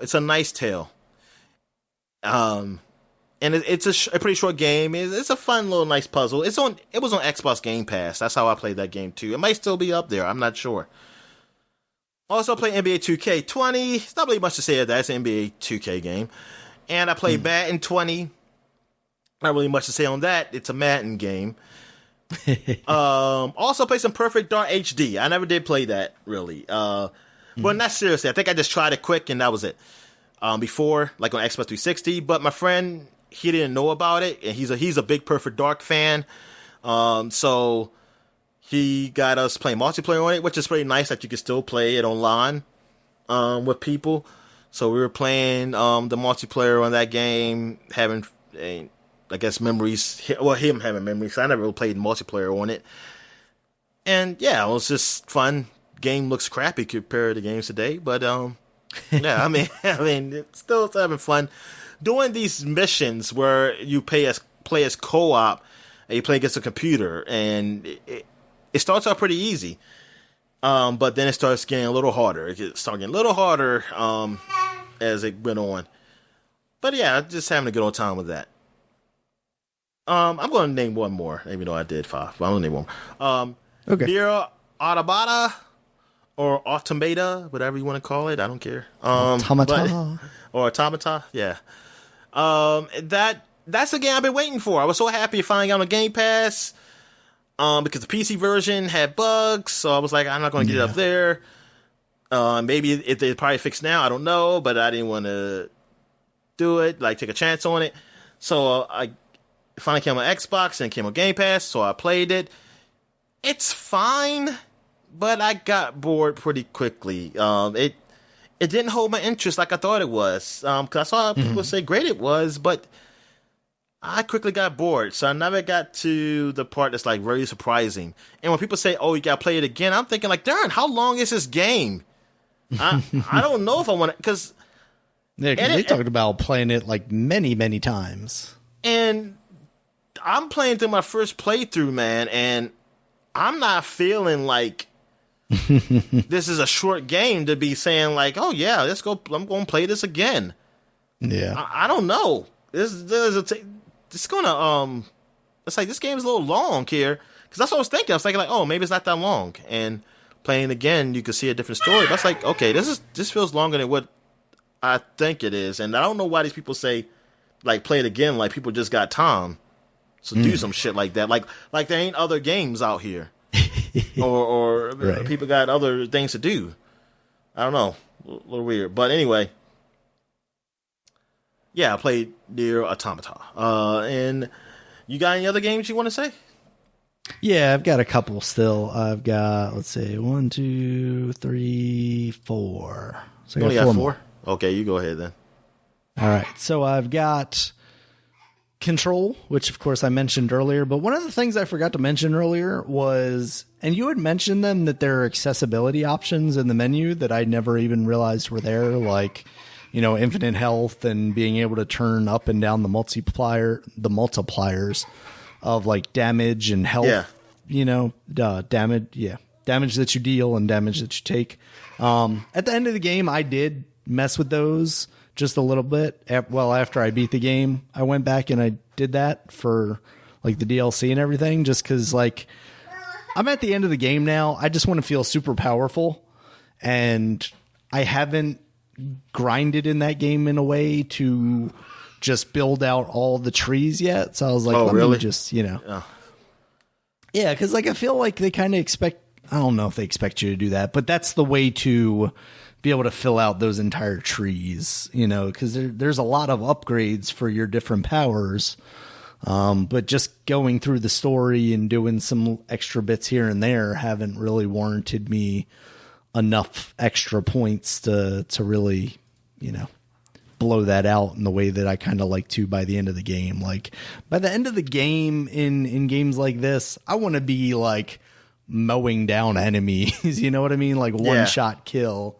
Now I didn't go as far as turning one shot kill on, but you know, at a certain point I might. And the fact that those options are there, and I didn't even know they were there, but the fact that they were there, like, that's fucking awesome. Like, more games need to do that to let me customize the difficulty in the way that I want to play. I know. Like, they do it in such a way that not just like, hey, infinite health and powerful and that's it. Like, they go into it like, hey, you can do a little bit more damage. Maybe the difficulty seems okay, but just say, hey, I just want to do a little bit more damage and maybe it can get through it. Maybe it's a little too hard. Or vice versa. I mean, maybe you want it a little harder, but it's just that it's because it's a single player experience. Like, it doesn't hurt it. And look, I'm surprised they let you do that and still get achievements. I mean, they didn't even turn achievements off. That I was a little, I was surprised too. I was expecting there to be like a warning, like, oh, if you turn this on, you're gonna, but no, Which, I mean, if they turn achievements on, I'm fine with that too. But I just wish, like, this company, they just do that. It's like, it's not a big deal. I mean, I understand. And look, it's an art to some extent, because it's kind of hard to say like overall as an art, especially like just like with movies. It's because the business side of it is just so heavy these days. It's just so big that it kind of makes you calling an art. It's like, hey, you can say like you said, there's art in it, but that's about it. But it's like, so I know some people would say like, hey, maybe the developers don't want this. Like it hurts their creativity. You do that. I don't know. I just, it gets a little difficult for me at that part to say that. At a certain point, I just want to be able to enjoy the game the way I'm going to enjoy it. Yeah. Cause I'm like, you don't have to make it default that way. Just give me the option. Yeah. That's all I'm asking for. Exactly. You can always have it, like some people, because even in some games, they even say you're difficult to say this. The games made you play like Halo. I think they say heroic is the game that it's but that they designed right? Yeah, they designed the game. Yeah, which I'm thinking like, why isn't that normal then? I never understood that. Exactly. I kept thinking I was. It's a little too hard for me. That's why, and they know that. But anyway, go ahead. Oh, okay. And Tony Hawk played Tony Hawk this year. That actually came out this year too. So one of the few games that I actually played and came out this year. I just, right back into it. The nostalgia factor of it was huge for me, but also, the complete opposite of what we were talking about with Mario. And now obviously this is like a remake almost, even though in a lot of ways it's just a remaster. This came out at a discounted price with improved visuals. All of the aspects of the later games, which weren't even a part of 1 and 2, all like the manuals and reverts and all that additional stuff that they added to make the game more accessible and enjoyable later in the series. And that it didn't seem like it was that hard to do, right? Like, and they succeeded because of it. Like, people enjoyed this game. It reviewed well. I loved the hell out of this game. And of course they got the soundtrack back for the most part. There are a couple of songs that I would have liked to still see in there, some of my favorite songs, but that's licensing. Unfortunately, that's the way the music business works. But everything about it was just so enjoyable. Even the aspects of like them giving you extra little goals and things for your specific character that you're playing as at that time. And then giving you points to unlock like new skate deck graphics and things like that. The only downside I think to that entire game is the fact that it was like, once you beat a level with that character, or once you beat a level with any character, all those goals are cleared. And even if you go in with a different character, all there really is to do is gather the extra points and things, which they do reset. And that didn't make a whole lot of sense. Like, in some ways, I'm glad I didn't have to do everything all over again. But at the same time, like, give me the option to reset that stuff. Yeah, right? exactly. And that, yeah. And that made it difficult for you to play it too, because you were getting into my account basically, and they didn't give you two different save files even. So you would come into a level and it's already cleared because I had played that, Yeah, that's just weird. That is kind of weird that they did it.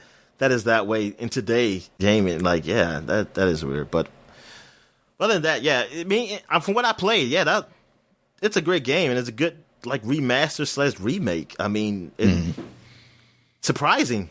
I mean, it surprised us to come out, and it came out the same year, and it turned out to be a great game. Yeah. It really turned out to be a great game. I just feel like... Especially after them trying to do something similar previously and kind of falling flat on their face with that one. Yeah, exactly. So it gives you hope that, hey, man, maybe they can put something new out there. Mm-hmm. I'm curious, do you think they're going to put something new out there, or are they going to just remake 3 and 4? Honestly, right now I would just be happy with them adding 3 and 4 to this as like. I mean, DLC. I honestly would be happy too. I would be happy too. But give themselves some more time to figure out what they want to do with a new game, and in the meantime, give me that. I mean, even if they did something where it's like in the next couple of months they do that and they add that as DLC. And then, at the end of the year, release or announce, or like some stages, like they year. give you some stages from 3 and 4. Like, hey, we got some maps. Yeah. So here's to hoping we see something extra from that. I'd be very excited for that. Yeah, and then I'll just finish my list off with these last two. Spelunky 2, that one came out, obviously highly anticipated for me as someone that called Spelunky 1 their game of the, past decade or whatever, basically. And it just kind of didn't hit with me. I don't know if it was the time. I don't know if it's the platform, playing it in front of a screen instead of having it portable like I did with... So yeah, I don't know if it was the timing or what platform. I have a lot of hope that when the Switch version comes out that I fall back into that in a similar fashion to the way I got so into 1. But yeah, I know a lot of people complain about it being harder than 1, and I still find 1 to be extremely difficult. I don't get out of World 1 or maybe 2, with very much efficiency. And I know there's like a lot of depth to this one, like maybe too much so as far as like some of the stuff I've heard about the late game stuff. And that's part of it too, I think, is just like I didn't go as in depth in like watching other people play because I thought like this time I'm brand new to it and I'll, figure all this stuff out by myself. But some of this stuff is just so obtuse that it's something I'm never going to figure out by myself. So I think watching people playing it and kind of getting their experience and learning from them is really what I got out of the first one. So I should probably follow that similar path with this one. And then the last game I got on here is Half-Life Alyx. Just touched that a little bit because my computer, was giving me such a hard time running it smoothly. And again, I don't know.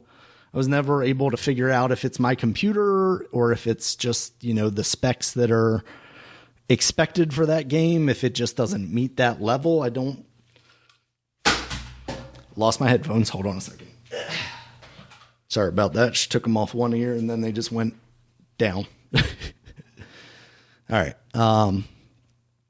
Yeah. And I don't know. I don't know what's going on with that. I want to play that game. It's a Half-Life game, Dominic. It's the first Half-Life game in fucking years. And just the VR aspect of it, of course, I'm excited to have things to play on my VR headset. And, it just didn't work out for me. And I don't know why. And it's kind of frustrating. But I would really like to get back to playing that game. Yeah, I would like you too. So. All right. So what have you got? Yeah, let me get on this list. I got quite a few. I mean, I don't got a lot. But, yeah, actually, I don't got that. I don't got a lot. All right. So.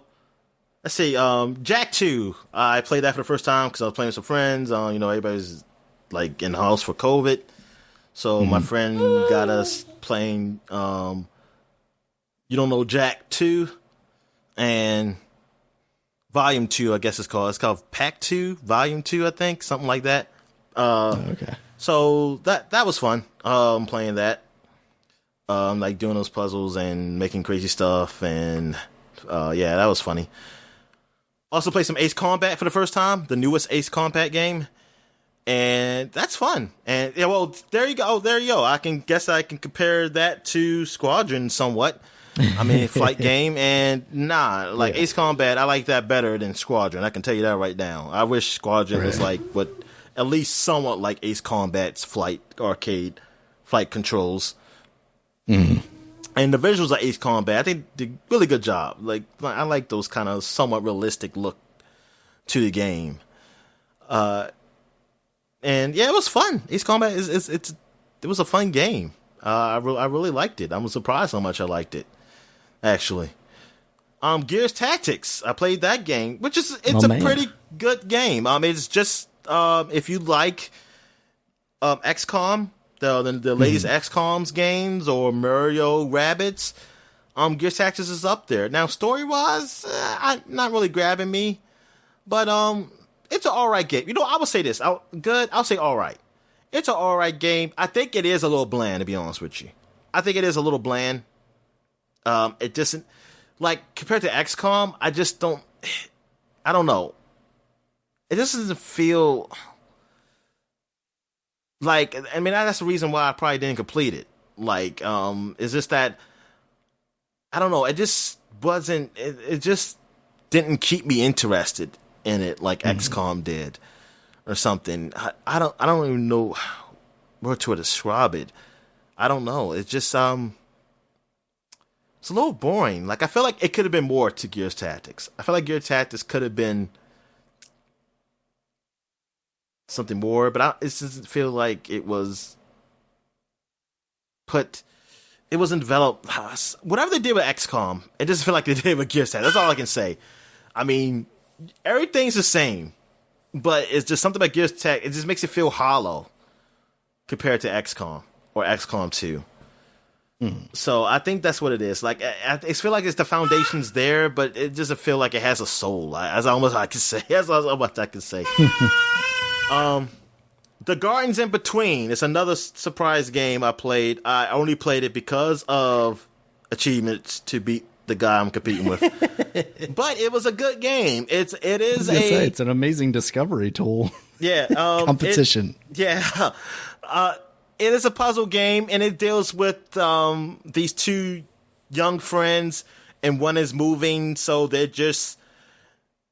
going through like their memories of what they've done together since they became friends. But it's going through a puzzle aspect of it. Like, you're going through the memories in like a world, and when you get it all done, when you get that like stage done, it goes through the whole memory of it. Like, you might go through a world where it's like full of TVs and like a video game and TVs and stuff. And you're trying to get to the top. You're like trying to get to the goals to get to the top, and you gotta try to like maneuver the characters to get up there together by like all these different ways, by like ringing these bells that does something to the world that sort of manipulates it.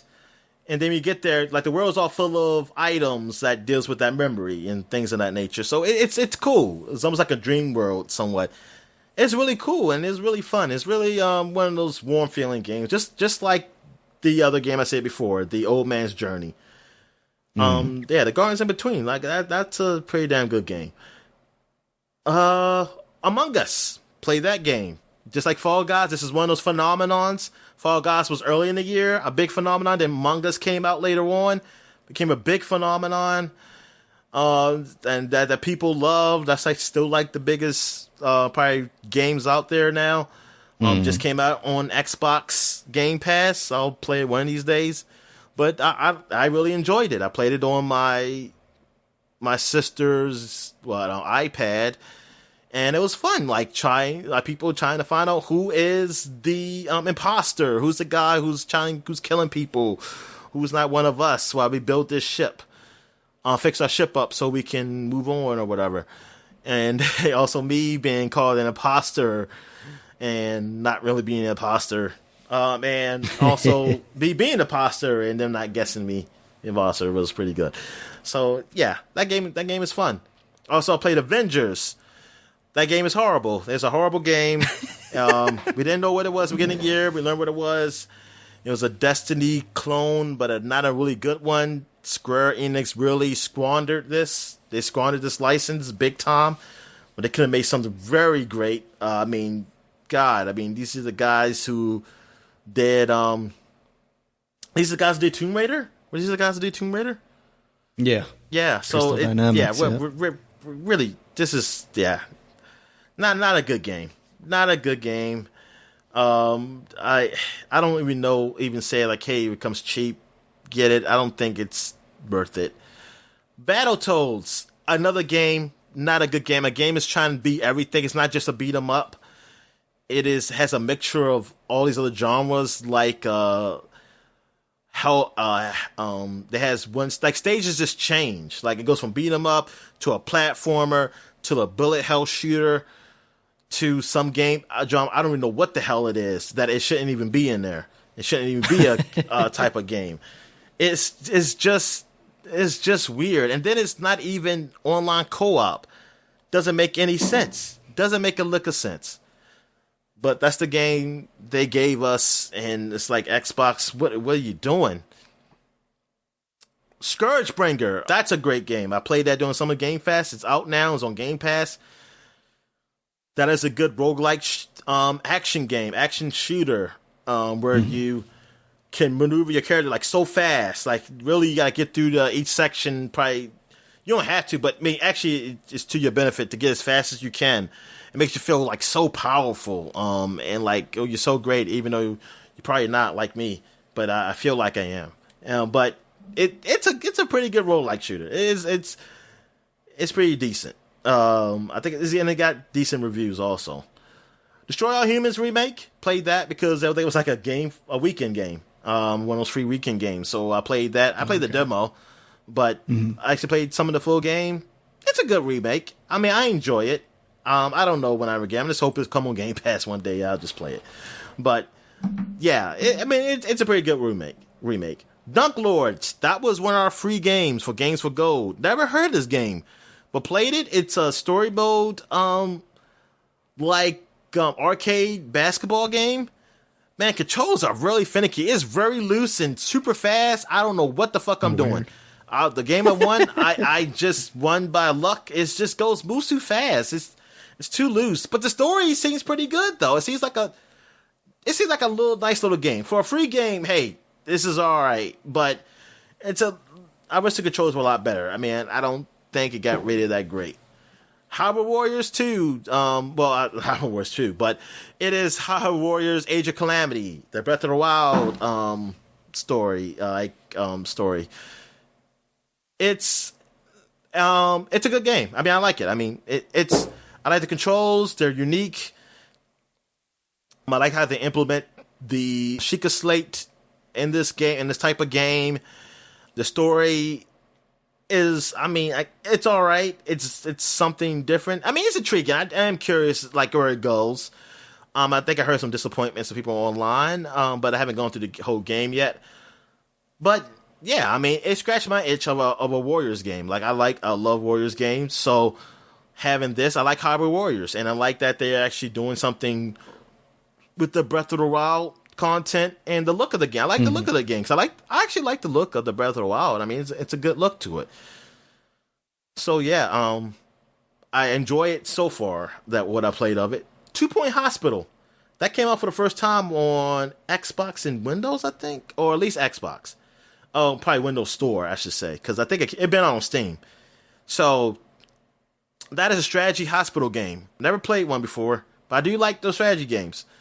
I like those type of strategy games like Roller Coaster Tycoon and Zoo Tycoon and Planet Coaster. So it's one of those type of strategy games, and you're trying to run a hospital. And I was like, oh yeah, it's fun and it's cute. It got some funny things to it. And it's a fun game. I was playing that game, for a little bit, like for hours early in the year. And yeah, that game was a good game. It's addictive. It's one of those games that like just kept me playing for a while. But yeah, that definitely was a fun game. I played that both on the PC and on Xbox One console. And last but not least, I played the End of Tentacle before. Well, I played that for the first time on Xbox. It came on Xbox, but that don't count. So I guess 2 Point Hospital was the last one. I'm trying to see. Did I miss anything? Did I miss anything? Oh, Carry On. I did play Carry On. Yeah. Carrion, I mean. So, and that game, I played some of it. I don't need to complete it, because that's a fun game, too. Like, between that and Scourgebringer, like, god darn, these games. So Carrion is a Metroidvania type of game, but you're playing as the monster. You're playing as the alien monster, and you're just killing everybody in the lab, make yourself stronger. It's cool. I mean, that game is cool. I love the mechanics of it. It's very interesting. It gives me vibes of... It's a game made by... Is it Epic? or Bethesda. Who made this game? It was a 2D shooter that it was a 2D shooter, like a 2D, not really platformer, but who made it? Black Throne. Yes. Really? Okay, that's Blizzard that made that one. I think. Black Throne. That's what it was then. That's the one where you can shotgun backwards. Yes, yeah. Because I remember playing that game. I thought it was so cool. It gives me Black Throne vibes for some reason. Yeah, it gives me that game vibes for whatever reason. I mean, that was a 2D game, but that's what when I play it, that's what I harken back to. Is that one? But yeah, Black Throne was that was a cool game. What else? I feel like I'm missing something. No, where's my list at here? Wonder Song, which I did get achievement points on just because I wanted to beat the guy. I didn't play it right because you could just skip levels in that game, so I didn't play that right. It looks like an intriguing game though. I said one day I'll go back to it. I might be lying to myself, but we'll see. Minecraft Dungeon, I played that. That game was not fun. It was boring. That was another game that felt like it didn't have a soul. Another Microsoft game. They don't have souls. They need to get souls in these games. It felt basic. It didn't feel bad, but it felt so generic and simple. Like, it really feels like this is the kid version of Diablo. Grounded. Play that game. Play some of that game. And that's an intriguing game, but I just haven't got into it. Sonic Forces. Played that game for the first time because that was like a free weekend game. It seems dumb. It does seem like a dumb game, but somebody likes it. Call of Duty World War II. Played for the first time because that was a free game on PlayStation 4. And I played Warzone for the first time. Neither game really piqued my interest. World War II, played the story. It looks good, but it just didn't keep my interest to keep going. Bleeding Edge, played through the tutorial. I played but I just don't care. And I'm just curious how many people do care about that game. Hyperscape, I think, that was fun. Hyperscape is a fun. What's those games called? What is Fortnite? What's Fortnite called? Battle Royale. Yeah, that's a fun Battle Royale game. Hyperscape. I will say that. I'm just not into the genre so much that I'll keep playing it, but that was fun for what I played. I did like the mechanics. I did like the powers you had and how you, jump off walls and things of that nature. That was cool. What else I played? I played some Tetris Effect for the first time this year. I played the Ori and the Will-O-the-Wisp because it came out, of course, in 2020. I did play some of that, but one day I'll get into that. Starlink, I remember I had that free weekend. I played that, and I learned that, oh no, if I got it, it's going to make me buy shit in that game. I mean, you can play through the game, but like if I want to do some, like get my ship stronger and shit, I had to buy shit. And I was like, oh, you can't get this character. You got to buy it. I was like, oh, that's bullshit. I played a Pac-Man game. Pac-Man DSX2, I think it was, because that was a free game. I played some of that. That was fun. I did like the first. I really loved the first one. The second one was pretty good. It was pretty good. I don't know if I would say it's better than the first one. It's some of the first one that I just like better. But the second one was fine. And Overcooked 2. I remember playing that because I played that with my friends. And yeah, I had fun with that. And I remember his girlfriend's daughter was playing with us, and she was just using the fire extinguisher all over the place, and stuff like that. That was funny.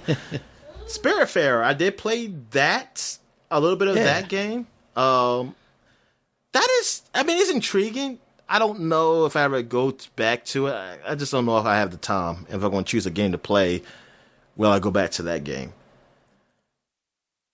But yeah, I think that's it. Let me look at this list again. Yeah, I think that is it of all the games I played this year. So yeah. So that's it. So I think next week we'll have our half-assed Game of the Year lists next week. Cause been a pretty good year of games that released this year and games that we just played. Yeah. Yeah, it has been. It's been a better year than I thought it did, actually. It has been a better year. I just imagine if I was able to have time to even get those other games, like Final Fantasy VII, Last of Us 2, or what's Ghost of Tsushima. Yeah. I mean, good God, what's Valhalla? Well, when the hell would I have played those games?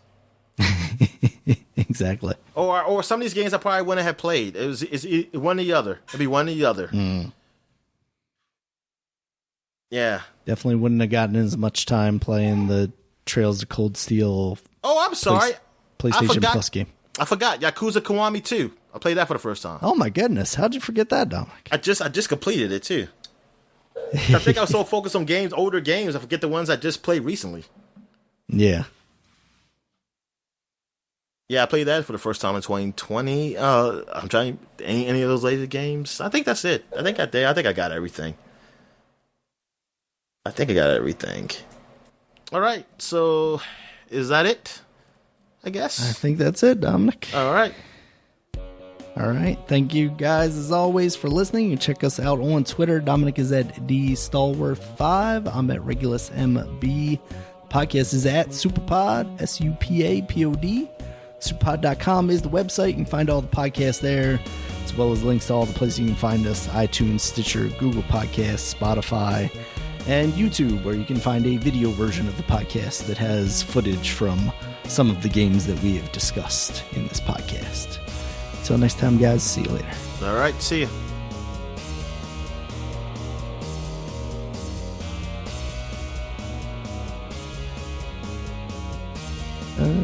Like 10:30, 11, somewhere in there, maybe. Yeah, it must have been like 11, because we've got like 4 hours of recording, and it's 3:30.